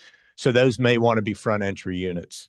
But a couple of them, we do have a little more room that it wouldn't hurt for the lot to be, that extra width, that we could have that side entry to kind of have more breakup and variety in terms of what's going on. Sounds good to me. Sounds good to me. And, Yeah. and Just looking at the 4-unit buildings, looks like there's room. Just looking at the 4-unit buildings on this plan, looks like you got room everywhere well, and some of them do, and without hurting anything. So just use your judgment. but Yep. A pronounced good entrance on each end of the 4-unit buildings. okay, They're trying to get final approval. That are Anybody Yes. got anything else? that are side loaded, that are side. that have the side entry. So it'll be plan specific. And and I don't know whether I have mouse control. Yeah, so because there's some units where there's room that you don't have the lot line against lot line and basically that 10 feet, we wouldn't be, that would be difficult. That top one those couple would be more difficult. But there's a lot of the others that are in the angle that we could make it work. Okay. So each of these buildings has got a lot line, is what you're saying. Yeah, the townhouse. Oh, because they're townhouses. Right. So that's okay. That was when we start making the building bigger. It's like, there's only so much elbow room on. Fewer buildings. Yeah. Put them on the front. But if he can do a couple on the side, that would be a nice addition. Yeah. Use your judgment. We can use our judgment. If we do the side, I do want to ask this, if we do the side, would it be a 6-foot minimum porch? So if we're moving from a stoop, because we use the design guidelines out as a stoop on that side entry. If we go to a porch, we're using porch standards. Okay. Correct. That will be easy enough, and we could work with staff on having it meet that. Mhm. Okay. That'll work. What are the color? Did you show us the colors The previously? color palette should be in here. It's very similar to so we got the specs in the package, and it would, this should match what the rendering is doing. Looks good. Nice colors. Brick's good.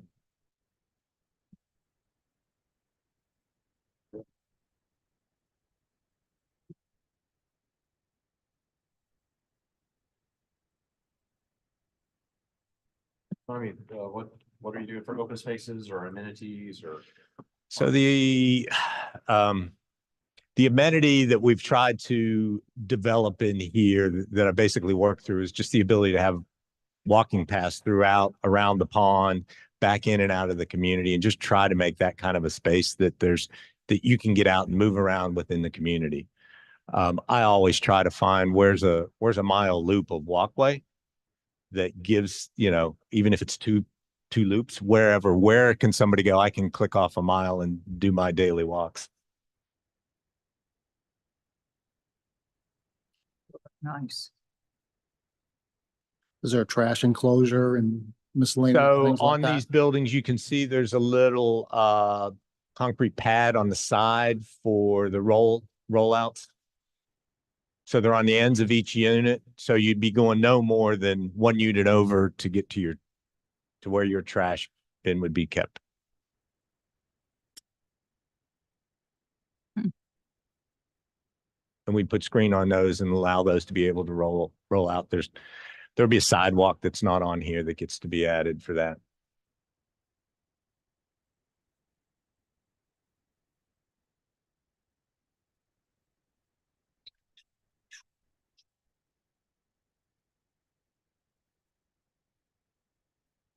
Staff hasn't have any other concerns that weren't discussed?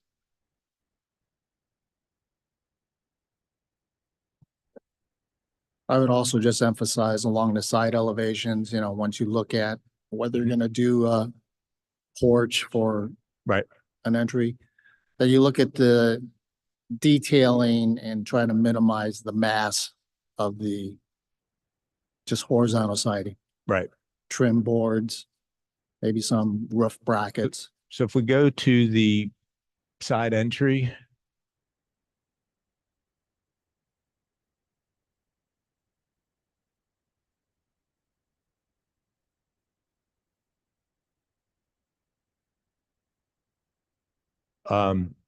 Suggestion, my suggestion would be on the prominent ones, we use the brick, which is on the top elevation, and we pull the horizontal board in the top of the gables into it also on those really exterior prominent ones, so that we can give them, you would end up having a bigger porch, the door, the brick along the bottom, and then the gable would have the vertical siding on it.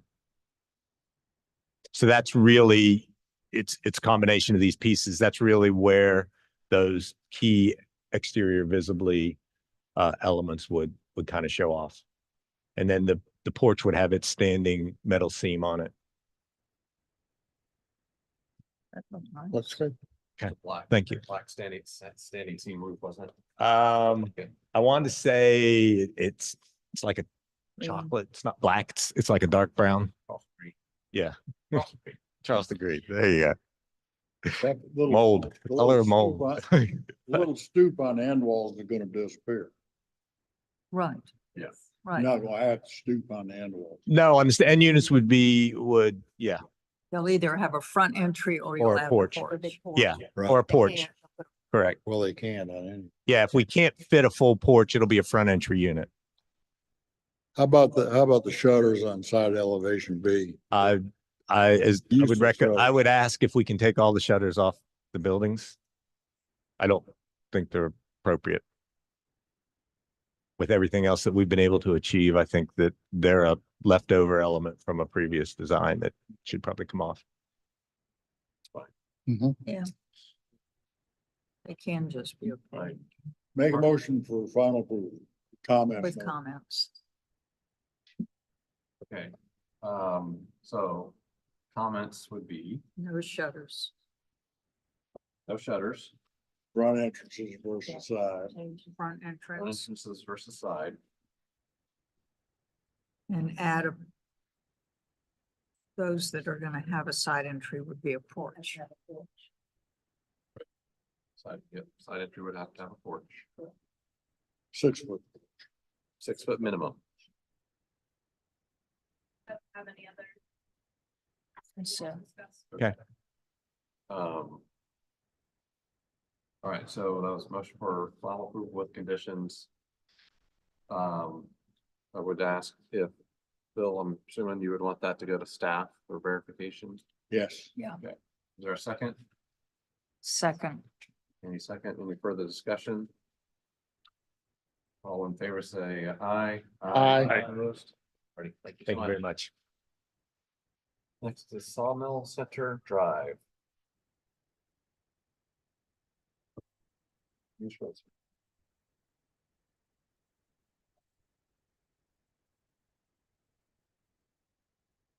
Okay, so this project has not completed TRC review yet, so this is a conceptual review. Staff has reviewed the proposed architecture, but has not had a chance to review the site as it hasn't gone through TRC. It will go through TRC next week, on the 27th. The applicant is hoping to complete this proposed building in tandem with the other medical building that has already received DRB approval and is going through the permitting process. Staff would encourage the DRB to provide any comments that will help the applicant to be able to return for final approval at their next DRB meeting. The proposed architecture echoes features and materials of the approved medical office. Staff will be able to provide further comments once the TRC meeting has occurred. Hello, everybody. I'm Milton Thomas. I'm the master developer for Sawmill and appreciate y'all's time tonight to hear about our second project, our second medical office building for Roper. As you may be aware, we have three projects under construction currently. Our multifamily project, Parker's Convenience Store, Parker's Kitchen, and the first Roper MOB. All of those were designed under our design manual for the project, which y'all approved a number of years ago. So this particular project today is a new 23,000 square foot medical office building, which we are excited about and think that hopefully you will be too. So I'm going to turn it over to the team and let them present it to you.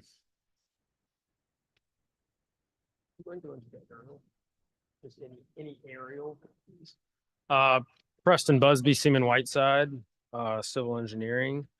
If you go out there right now, it is currently a cleared and a construction site.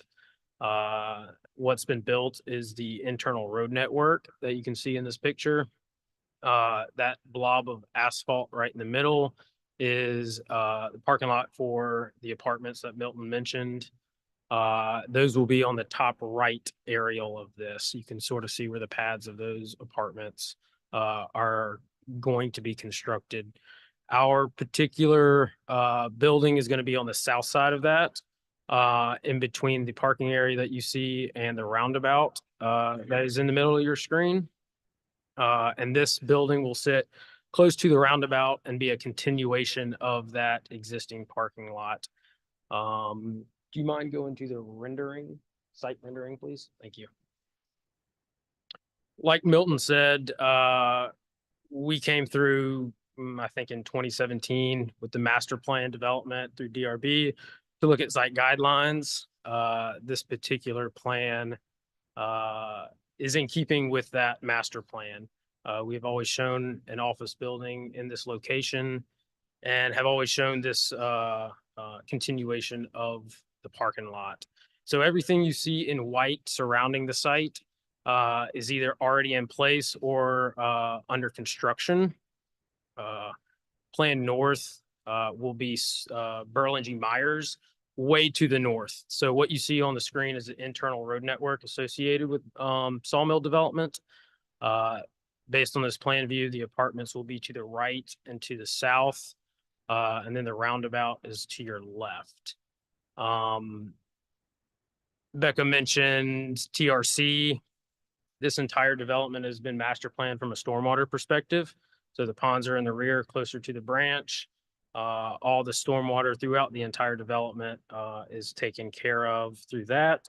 Water and sewer is immediately adjacent to the building for service connections.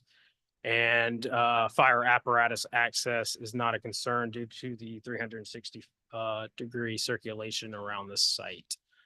We do provide interconnectivity to the surrounding road networks.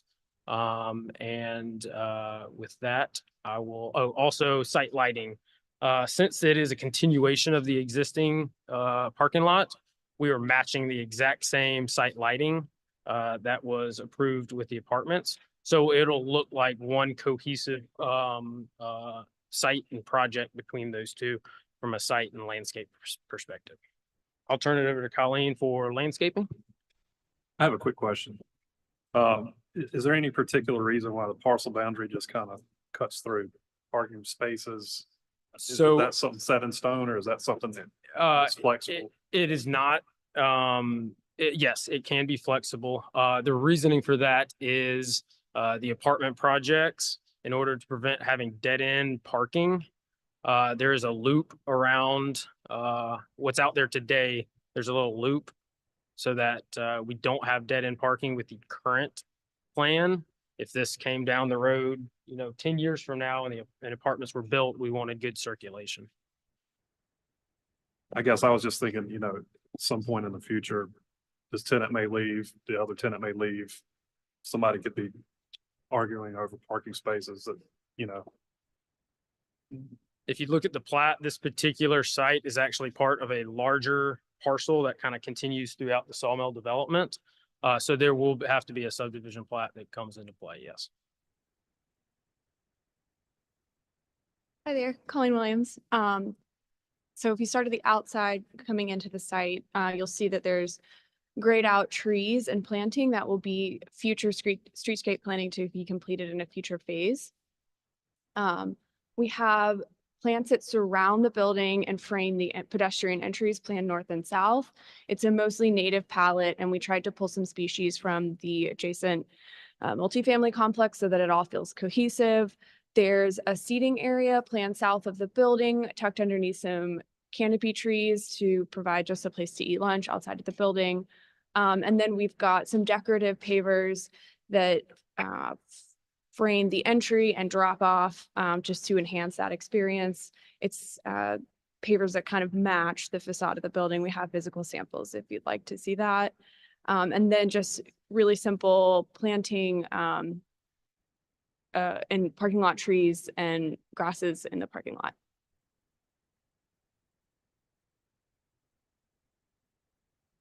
Okay. Uses. How do you get to work it for me? Okay, if you can go down to the guideline page. Keep going down. The next one, that page there, yeah. Good afternoon, my name is Chris Altman. I'm with SMHA Architects, and I'm gonna walk you through the concept of design of the building. When we were first starting to look at this building, we were charged by Milton to do a building that was not a replication of the first MOB, but a building that responded to it with materiality and had a feel of the same kind of architecture, but not the same literal replication. And so we pulled some of the guidelines from the sawmill guideline that you guys approved a while back, as Milton said. And I know a lot of you maybe weren't on the board at the time, so I put these in here. And from an office building standpoint, the expectation that the building interprets these images you see here into a contemporary multi-story office building, and that is anticipating a low slate roofs with HVAC on the roof and using parapets and or pitched roof elements to screen that, and that the massing really captures the spirit of a sawmill or rural industrial vernacular. Materiality, looking for predominantly brick veneer or corrugated metal siding or metal siding of similar type, and encourages the use of some wood in the building. The synthetic or faux wood is acceptable, but not at the level of human touch, but higher up on the building.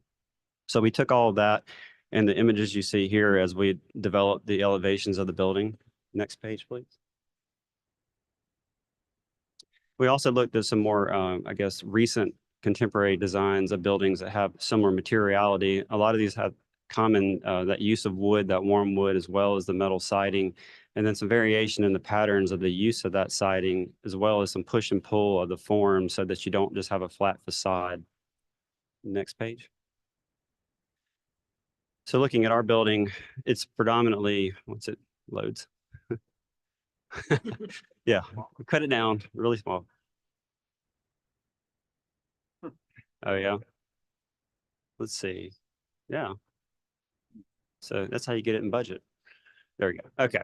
So it's predominantly two materials. The ground floor is the brick, and it's the matching brick that we used on the other MOB. So it's this brick here. So that will be carried over from the other building. The darker color you see on top is actually a vertical standing seam metal roof panel. So it's actually going to have about a 1.5 to 2 inch little vertical rib that'll stick off the wall every about 16 inches. So it's going to give a nice little shadow line. And if you could jump back one sheet, I'll show you an example of that. That picture in the bottom right is a smaller version of that, but it's doing the same thing. So you can see that nice little shadow line kind of occurring along the facade of the building. Okay, go back next. All of that metal panel wall is sitting down. It's hard to see it there, but on the bottom of it, we have sort of an exposed steel channel running around the base of that material to let it sit down visually onto that. And then we pulled that second floor wall about 1.5 feet outside of the ground floor, so it cantilevers out to break that plane, so we just don't have a flat transition from brick to metal panel. And that's also going to give us a nice shadow line under that. And then we're proposing to downlight underneath that brick wall at night. So I think that'll get a nice effect to it. That's broken with that tall orange element you see there with the Roper name on it. And what we're proposing for that is a lapped Corten steel panel. Familiar with that? That's what this looks like. It's a very durable material. It is one of those that'll change over time. It ultimately gets to this. So it's a natural patina to this kind of rust look. I think it's very appropriate when you're dealing with a rural industrial aesthetic. The other elements on the building, that sort of yellow that you see above the windows, that we're proposing is the synthetic wood material. So it'll look like this. A metal panel, but it has a wood finish to it. That'll be used up high on the building, so it has no maintenance requirements like real wood would have. But we are going to incorporate a little bit of real wood. So while this building does not require a full-on drive-through porte cochere like the other MOB does, we have a covered front entry, and that top elevation shows that it's a very simplified exposed steel covered entry. And within the steel columns, we're proposing to put some strips of real wood within those columns so that when a person's walking by, they can actually see that real wood and touch it and feel it. It's hard to kind of pick up on at this scale, but those 3 columns, you'll see it there. Lastly, the windows, we're showing these sort of vertical element windows for 2 reasons. One, with the 2 strong horizontal sort of feeling of the brick and the metal panels, we wanted something that would balance that with a verticality to give the building a little bit more verticality. It's only a 2-story building. So we believe that really helps in that regard. Also, we wanted it to have some play off the proportions of those metal panels. So a 16-inch wide panel replicating on the building. We felt like those windows were in good scale and proportion and play off of that quite well. The last thing is those windows. In the other building, we had a brick sort of inset that was rhythmical all the way across the building, and those windows were in it, and it was very rigid. And we ran into some challenges with the interior design. With this building, we felt like we could break from that a little bit and allow these windows to sort of be located and adjusted wherever on the facade the interior design needs them to be. And so it really becomes a form follows function approach. And I think from an aesthetic of rural industrial, I think of industrial as the ultimate form follows function. If it's not needed, they don't put it in there. If they do need it, they have it. So those windows can move around, and I think once the interior elevation or interior design develops more, we may have some opportunities to open up a few of those and have some larger windows that may celebrate some interior functions like break rooms and things. We just haven't gotten to that point yet. So that's kind of still to be massaged. Okay, can you go on to the next one? Wait for it to.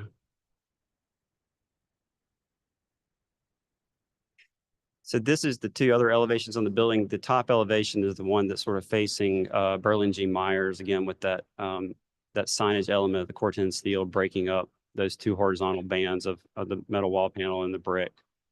You go to the next sheet. Then we have a couple of renderings here. This is looking back into the site. So as Preston mentioned earlier, the building sits almost literally in the middle of sawmill development, unlike the other medical office building, which was right up on the corner of Berlin G. Myers. So this one's less visible than the other one. Go to the next sheet. This is as you arrive to the building at that roundabout. And then the last one is from the parking lot entry side of the building. So that's kind of an overview of the building facade. Happy to answer any questions you might have. Can you go back to the front elevation? Sure. The first one, yep.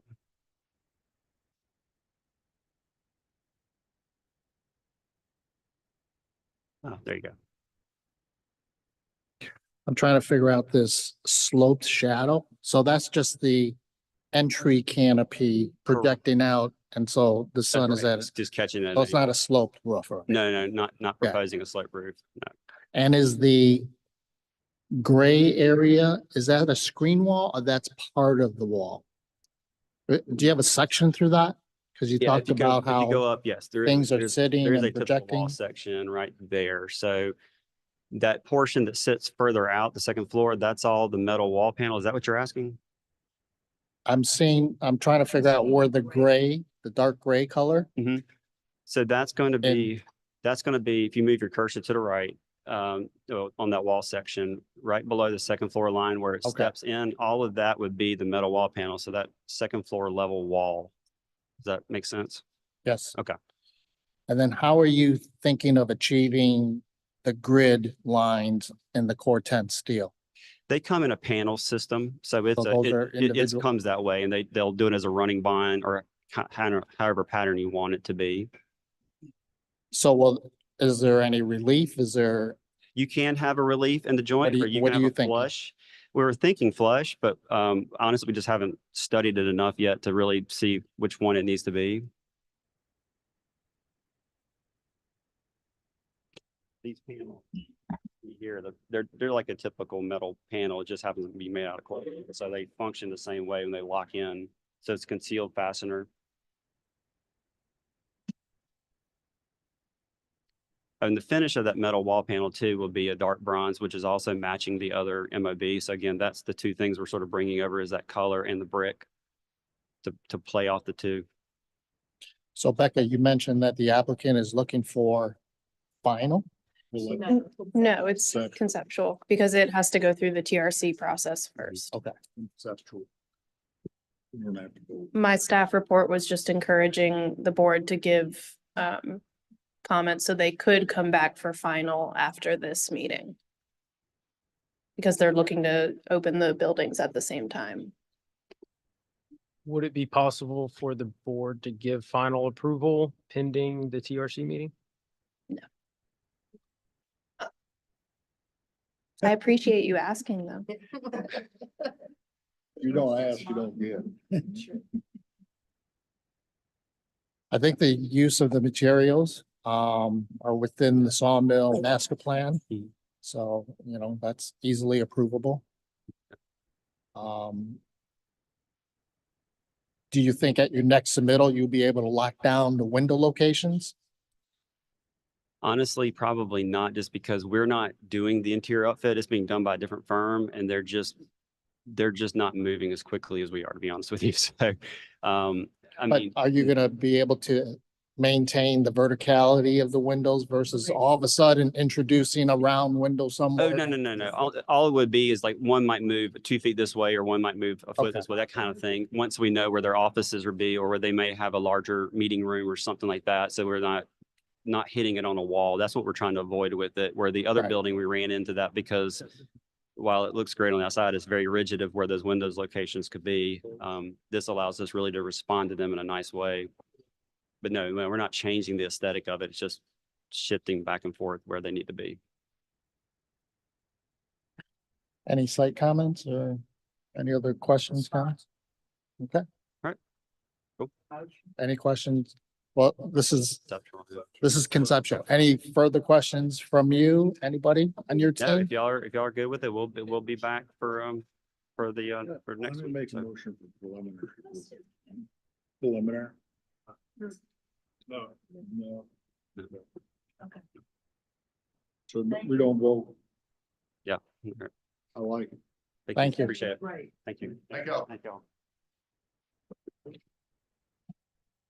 Is that your book? No, is that Preston? Preston. That's your book? Thank you. Yep. Thank you, guys.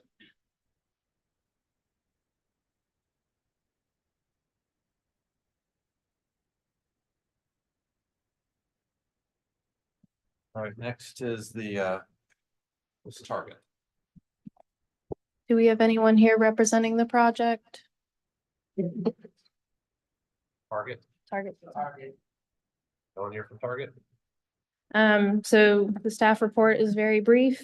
Staff has no issue with the proposal presented by the applicant and would have approved it at staff level. However, the scope of work constituted DRB approval. So this is the first time you're seeing this, but they are requesting final approval.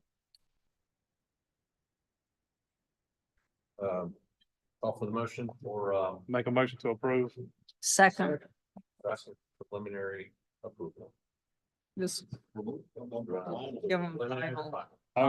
okay with final. They were requesting preliminary. I believe there are some revisions coming to the canopy. So Just full shop drawings is what's coming. so if the board is fine with final, and staff reviewing those Make a motion revisions. I just have a Final approval. couple quick questions. Sure. So is the steel white? What is the color of the steel? All the exposed steel? Did you say went? White. Oh, white. What color? What is the color of the Sorry. steel? The color is white. Yes. It's gray here.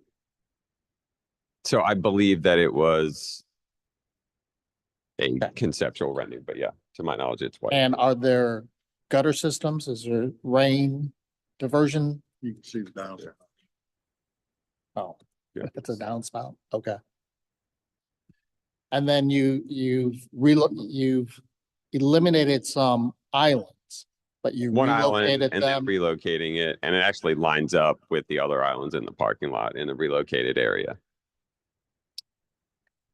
So right there, down the bottom there, you can see it's hatched right below the stalls. Yeah.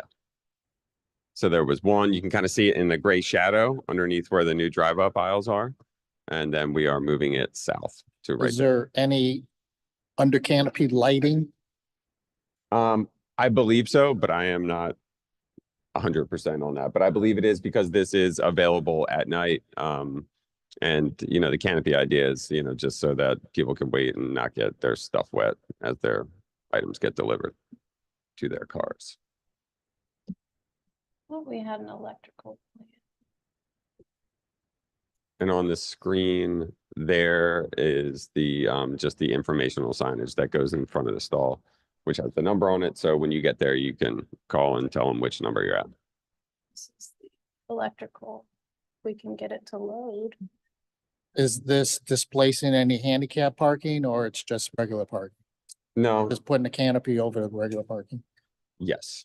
And there was some existing drive-up stalls to the left that'll get converted back to traditional parking. That's all I have. All right, there was a motion for final approval with staff review and shop drawings. Is there a second? Second. Yeah. Any further discussion? All in favor, say aye. Thank y'all. Just make sure there's lighting under the canopy, but I think it is. Next is 10701 Dorchester Road, Shoemaker Amenity Building.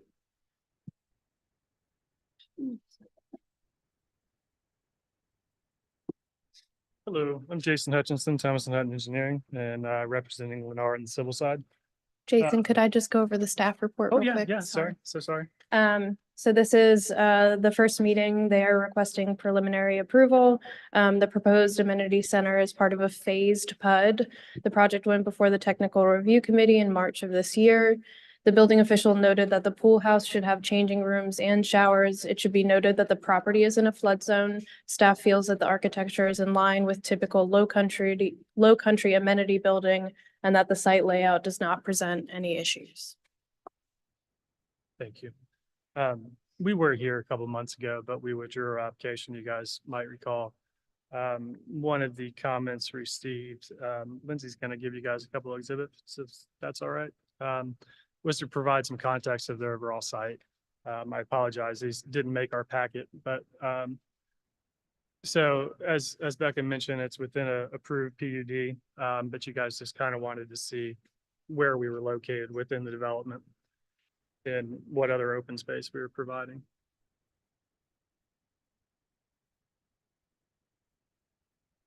Thank you. We also received a comment to look at readdressing the pavilion area, kind of flipping the building. We had the pavilion kind of on the wood side, and we rotated it to provide a view through from the parking lot, which I think was a great comment. Yeah, maybe I think one or two up from where your cursor is. Go up the other way if you could. Yeah. So that's the view from the parking lot. And the other comment was that the pavilion area felt too small. So we've doubled the size of it. And I think if you go to one or two renderings down, it shows that. Yeah, so we expanded the pavilion area to kind of overhang that pool deck area. And it's doubled in size from what we came in with originally. So we definitely appreciated the discussion last time, even though we withdrew. I think that it gave us an opportunity to address some of your concerns, and hopefully you guys like what we presented here. It's a lot better. Yeah, looks good. Very nice. Yeah, I think you hit on both points that were major concerns to you, I think. Thank you. Nice. But while we have you, Yeah. you just walk through the materiality of the building and I would love to, and I apologize, but as I was sitting here this evening, our architect texted us and let us know that they were not going to be able to make it. So if that is needed, I certainly understand that we may not get approval tonight, but if there's any comments that you guys could provide so that we can move the project forward, I'd greatly appreciate that. let's Just go tell through the us what it elevations is, and yeah. we'll get there together. Sure, thank you.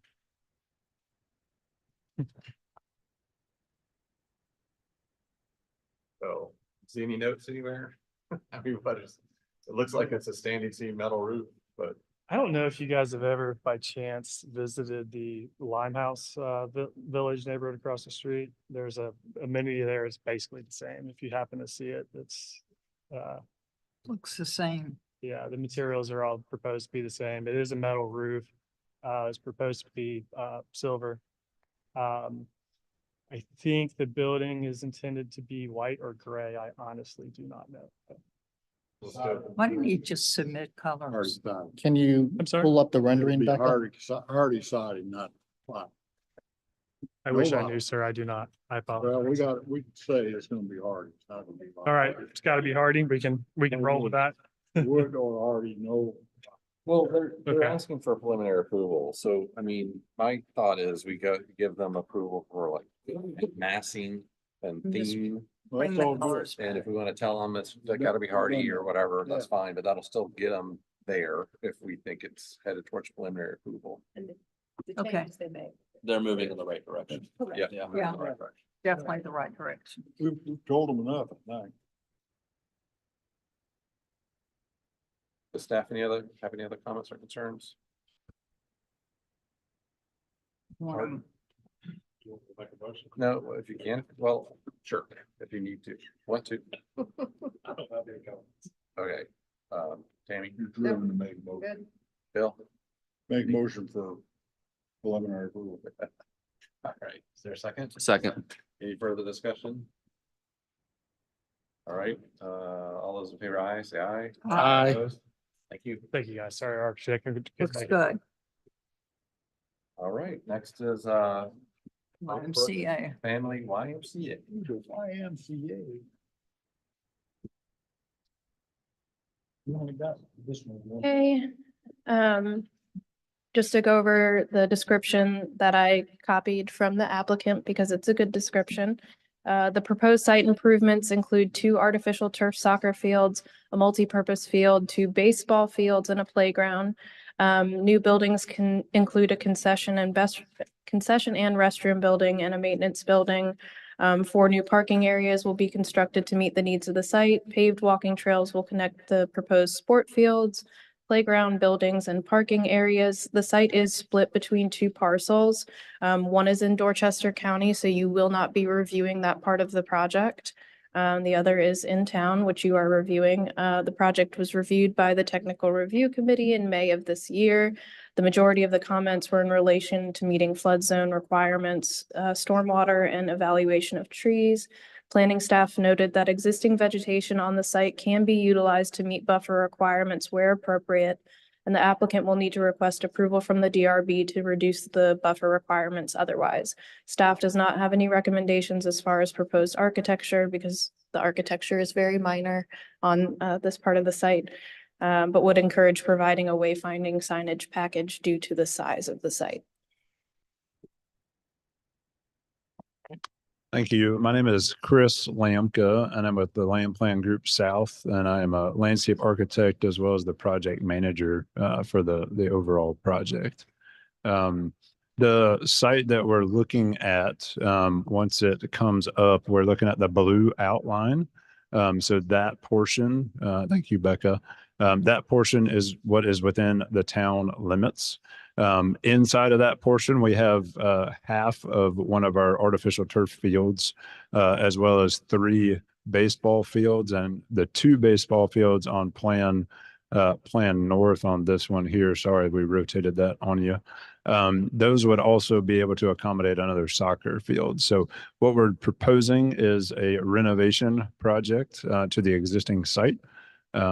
And we are further along. I don't think the overall drawings are on here, are they, Becca? Did they make the packet, like the full plan set?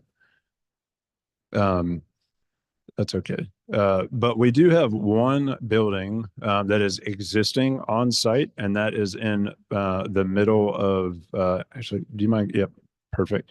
Is right there where the cursor is. It's an existing CMU building with, I believe, an architectural roof on it, and we are planning to come back in and renovate that. It's currently restrooms and a concession. We are just converting it into new restrooms as well as storage for that area.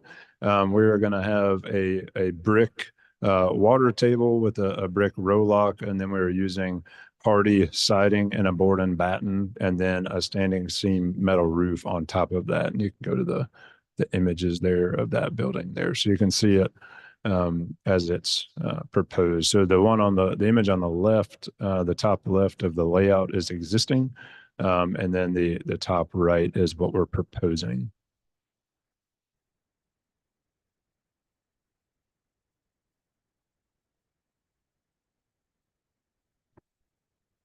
With regards to the restrooms, any way you can put a little bench? Since it's a recreation facility, and are there drinking fountains? Or I don't believe there's a drinking fountain on this one here, but there is one on as part of the site up at the main concession building. is there a way to add them? Look into I'm it. sure there is. Yes, sir. We can look into that. Also bottle refills. Yes.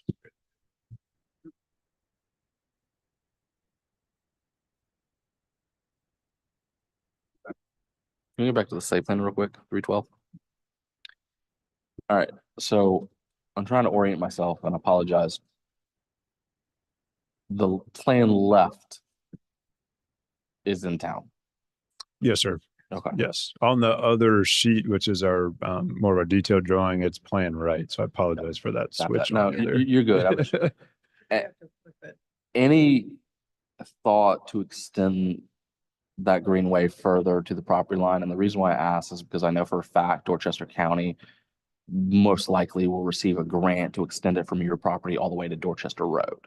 Gotcha. So I would like to see that extend to the property line because I know for a fact they're going to get it. So we are extending it across the backside of the canal there. So right now it stops midway there at that Cross Creek Drive. So we're extending it all the way down to the YMCA building, the existing one. And then there's a sidewalk network that picks up coming back up to that intersection there at the swimming pool. But they're going down the greenway or down the canal all the way to Dorchester Road. It's a 0.8 mile extension. So I'd like to see this tie into that since it basically the way I read this, it's going to have a gap from what Dorchester County is getting a grant for to your property to where you're veering back into your property. You're saying from cursor, Uh-huh. it needs to go left on the property line? Yes, sir. Okay. Okay. Gotcha. Or just coordinate with them. Like I said, I'm sure. I know they've applied. I know they presented. I know somebody's not going to get the grant and it's not them. More likely it's me. Yeah, we can definitely look into that. We have not heard of that. So yes, we can look into that. And this complex, is it open to the public or only to YMCA?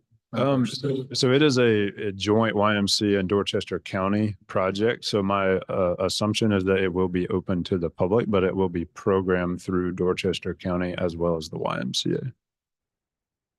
I think it's public property. Is. Yes. Yeah. But recreational programming will be through the YMCA. Yeah. And they are looking for preliminary. And if we may, so we are under a time crunch on this one, just due to being across multiple jurisdictions. So if there's a possibility of asking for a final and utilizing staff for making those final material selections, we would welcome that. Cool. Yeah, we'll consider that when we get to that. But Sure. Thanks for bringing that up. All right, so then let's walk through your plant palette. Okay. Planting. So that I don't think made, we have, it's like 86 pages of drawings on there. So I don't think it made it. The first one.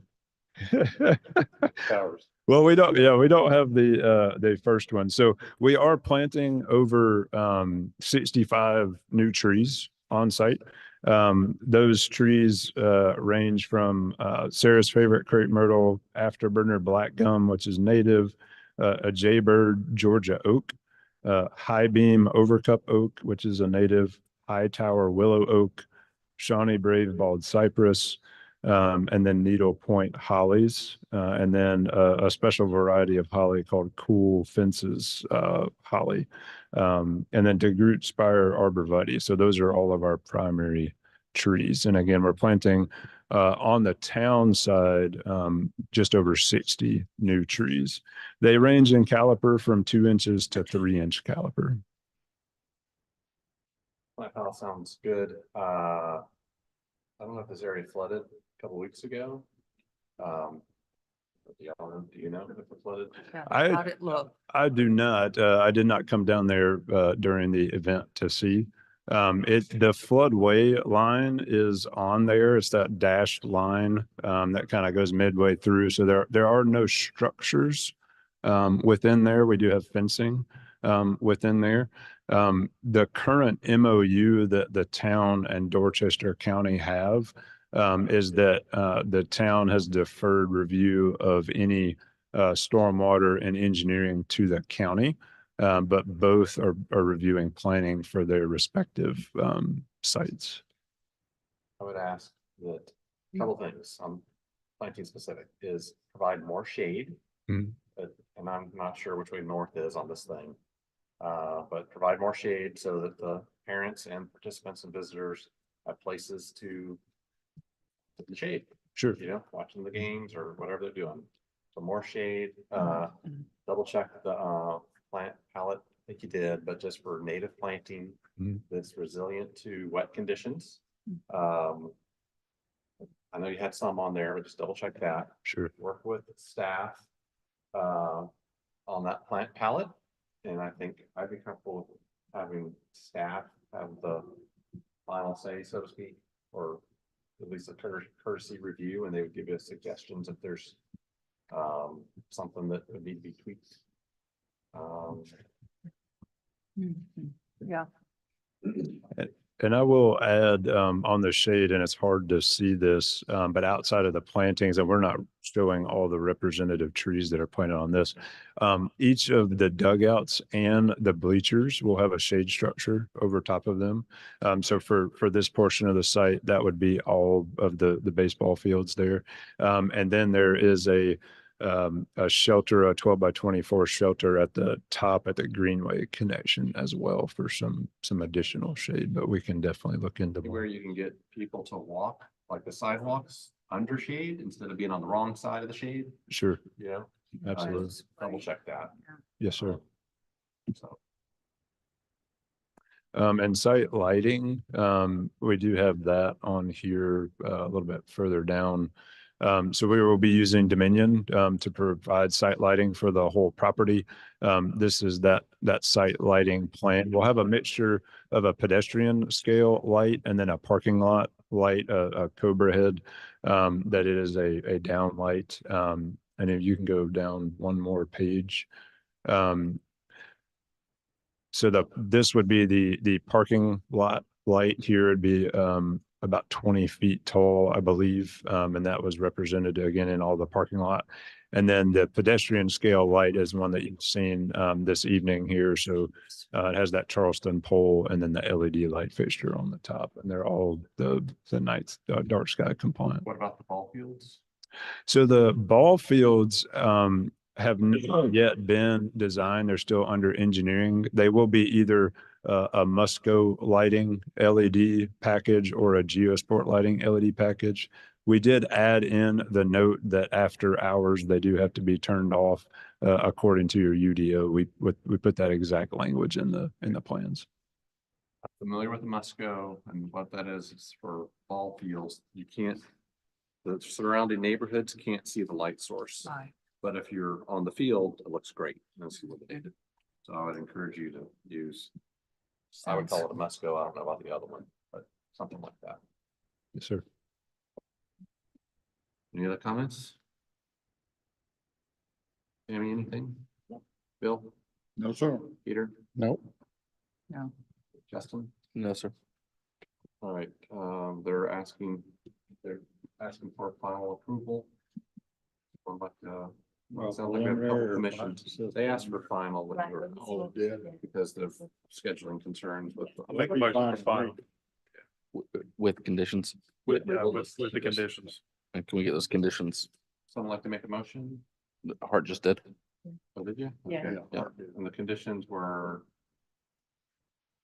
the Bench, light. water fountains, Shrubbery. extend greenway to the left property line as we were, left as we were looking at it. And then work with staff on native and resilient landscaping. Right, is there a second? Second. Amy, second. All right, any other comments? All in favor, say aye. Aye. Opposed? Okay, good job. Thank you very so much. Very Looking nice. forward to it. All right, last item is the Restaurant. restaurant conversion on North Street. So this will be the first meeting for the applicant. The changes to the existing building are very minor. Most of what's going on is going to be interior and some site work.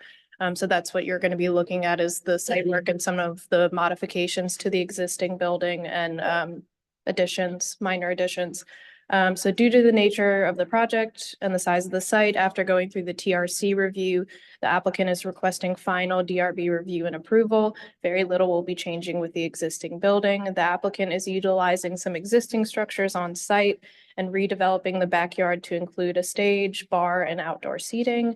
The applicant has already modified their site plan with the guidance of the town arborist. Staff does not have any concerns with the proposal. Work has begun on the interior of the building with minor in-kind repairs approved at a staff level for the exterior. DMX zoning does not require additional parking.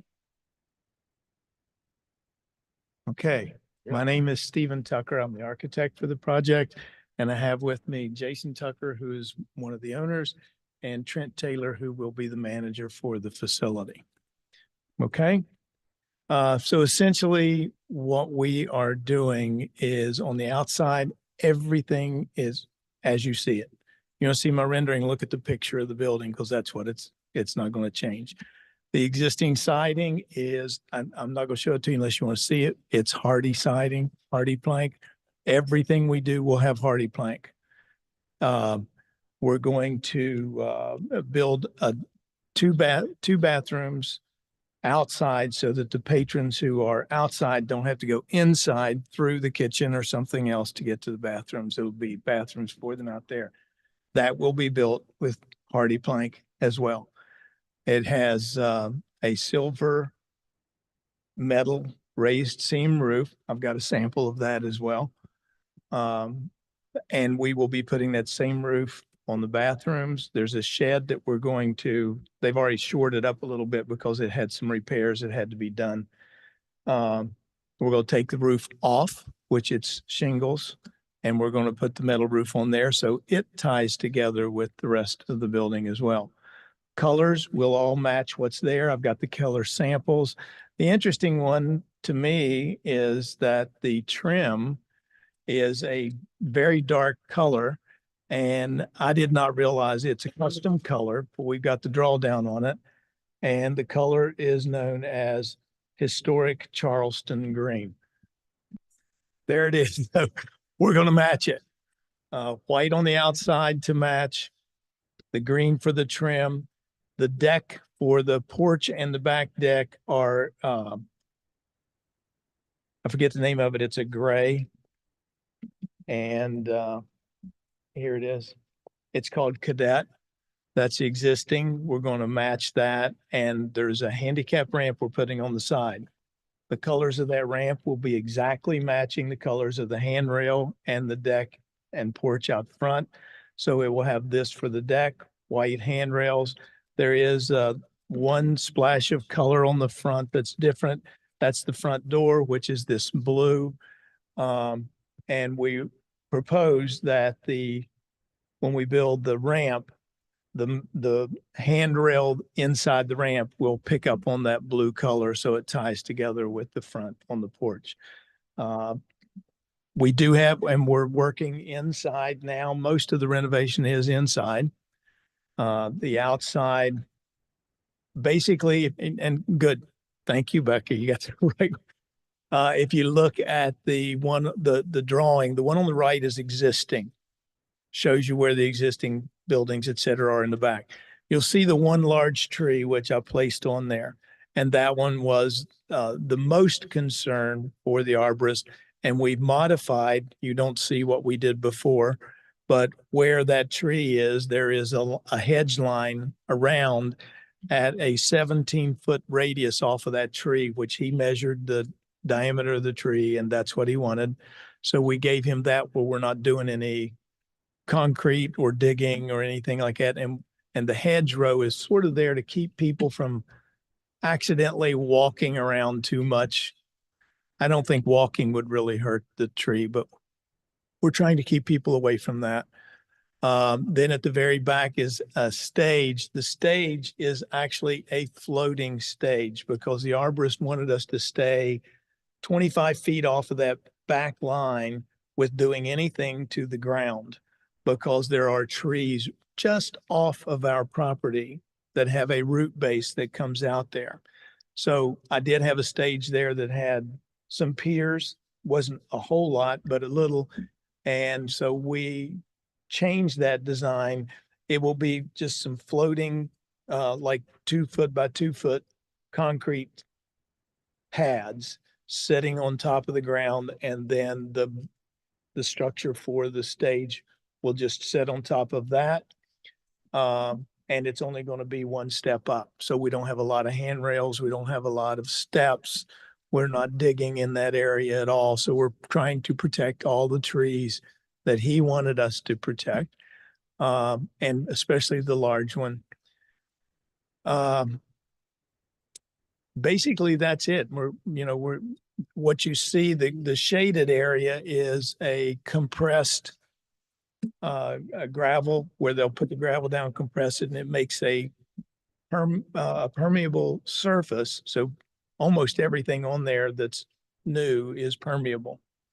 We're trying to keep that as much like it is as we can. And thank you. Sounds Okay. good. Couple questions. So your parking is on the street? Parking is on the street now, and there was a comment made that it's not required for us to have parking, but I show a handicap space out front because personally, I'm very big on making sure you meet at least minimum handicap requirements, even if you're not required to. Sure. So.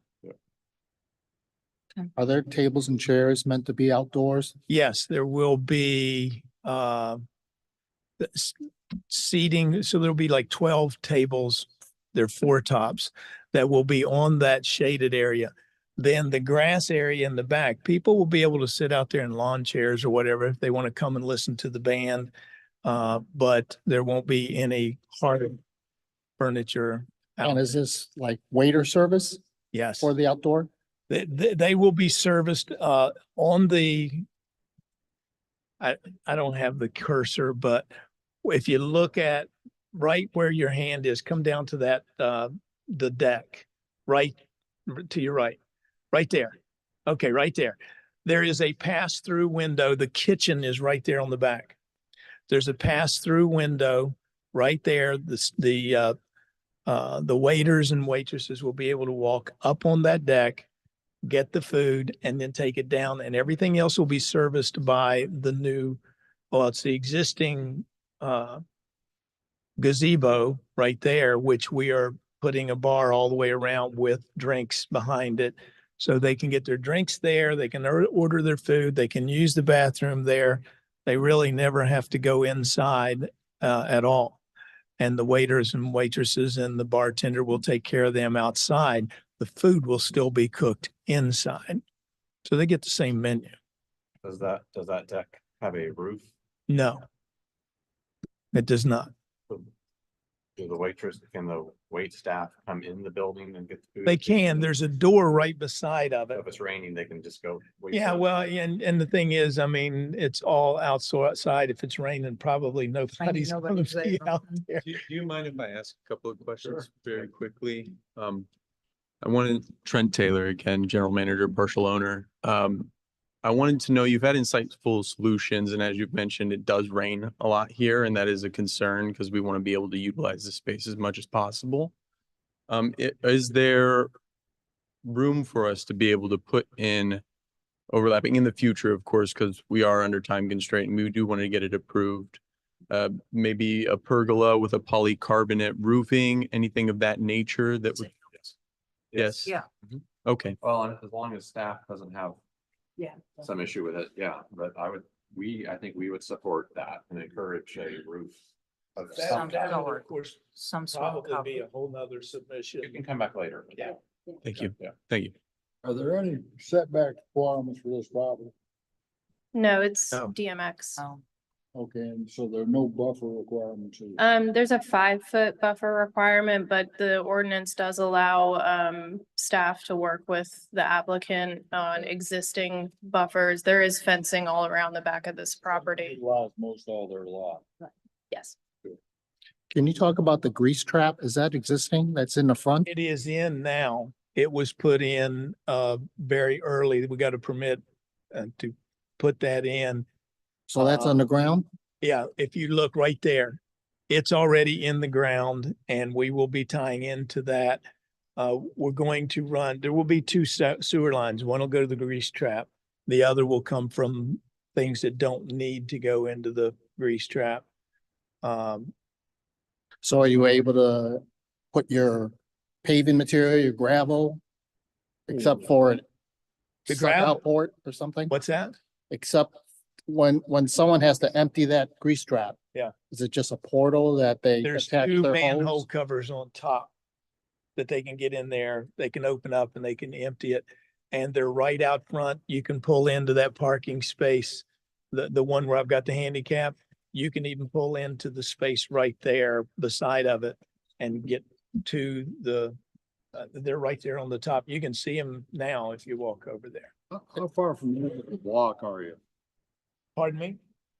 End of the block, how far are you? There from the end is of the block? one facility on that side. If you go to the existing pictures, down at the bottom, right there, Wait a minute. that's our building. Keep going down a little bit. I think it's the last two, Becca. Is that the railroad? Right track? there. That's the railroad track in front of you, right? That's the house at 206.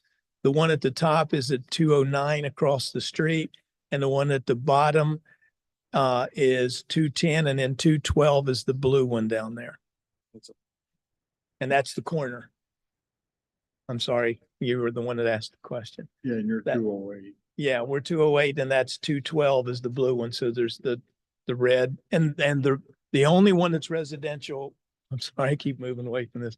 The only one that's residential is 206, which is on the other side. So you got the railroad track in front of you, right? No. No, the railroad track is, it's on the other side of 212. East First North Street, I thought. Right. No, that's East Luke Street on the railroad track. Yes. Yeah, Yeah. that's right. They're a block away. Yes. You're a block away. Yes, we're a block away. I gotta get oriented. That's, You got me oriented. Okay, I could, got me now. Do you have any elevations of the handicap ramp shown? I don't know if I've got them shown here. I do have elevations of Is it it. just is there a roof on it? Any kind of No. canopy? No, there's not. Does it match the handrail and details and? Yes. Down what, one more down, right there. There it is at the top. And you can see the section right under it and then the handrail section. So Can you describe the materials on the buildings?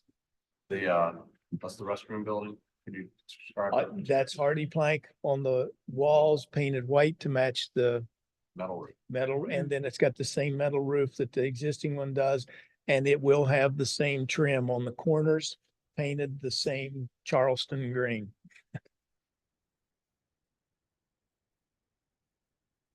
And you're extending plumbing to that area. Yes, yes. So it's more than an outhouse. It's more than an outhouse. Classy.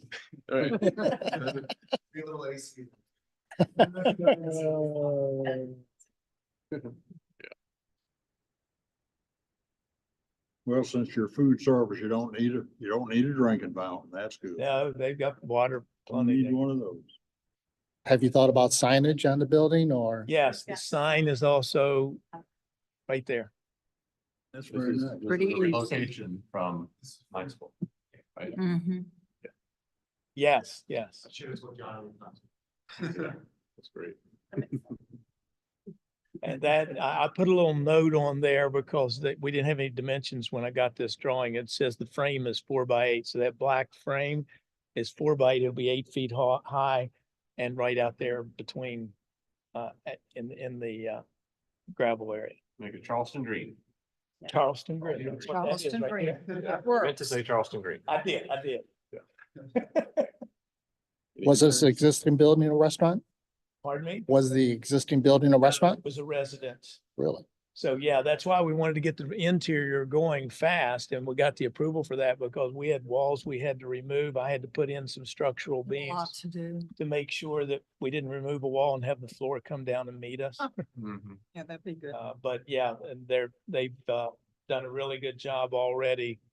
And leveling the floor. It's an old building, so we were trying to start at the bottom and fix it as we came up. So it's going real well. I think we need to get these guys going. Okay. So, Okay, let's go. Art, any comments or any concerns down here? No. Down here, all right, so asking. for Final review. approval. Was that a motion? Make a motion. There's Final second. review. Second by Hart, all in favor, say aye. Aye. Thank you. Thank you. Thank you so Thank you. much. The most important part is when are you gonna be open? Yeah. We're We looking at should've got- October 15th. We're looking at October 15th to start the soft opening. Yes, we appreciate it. Thank you. Yeah. Absolutely, 100%. Extend it. Special request. All right, thank you. Any miscellaneous? No miscellaneous. I apologize about the technical stuff. I don't know what's going on. Made a motion to adjourn, seconded by Second. Andy, all in favor, by- Go.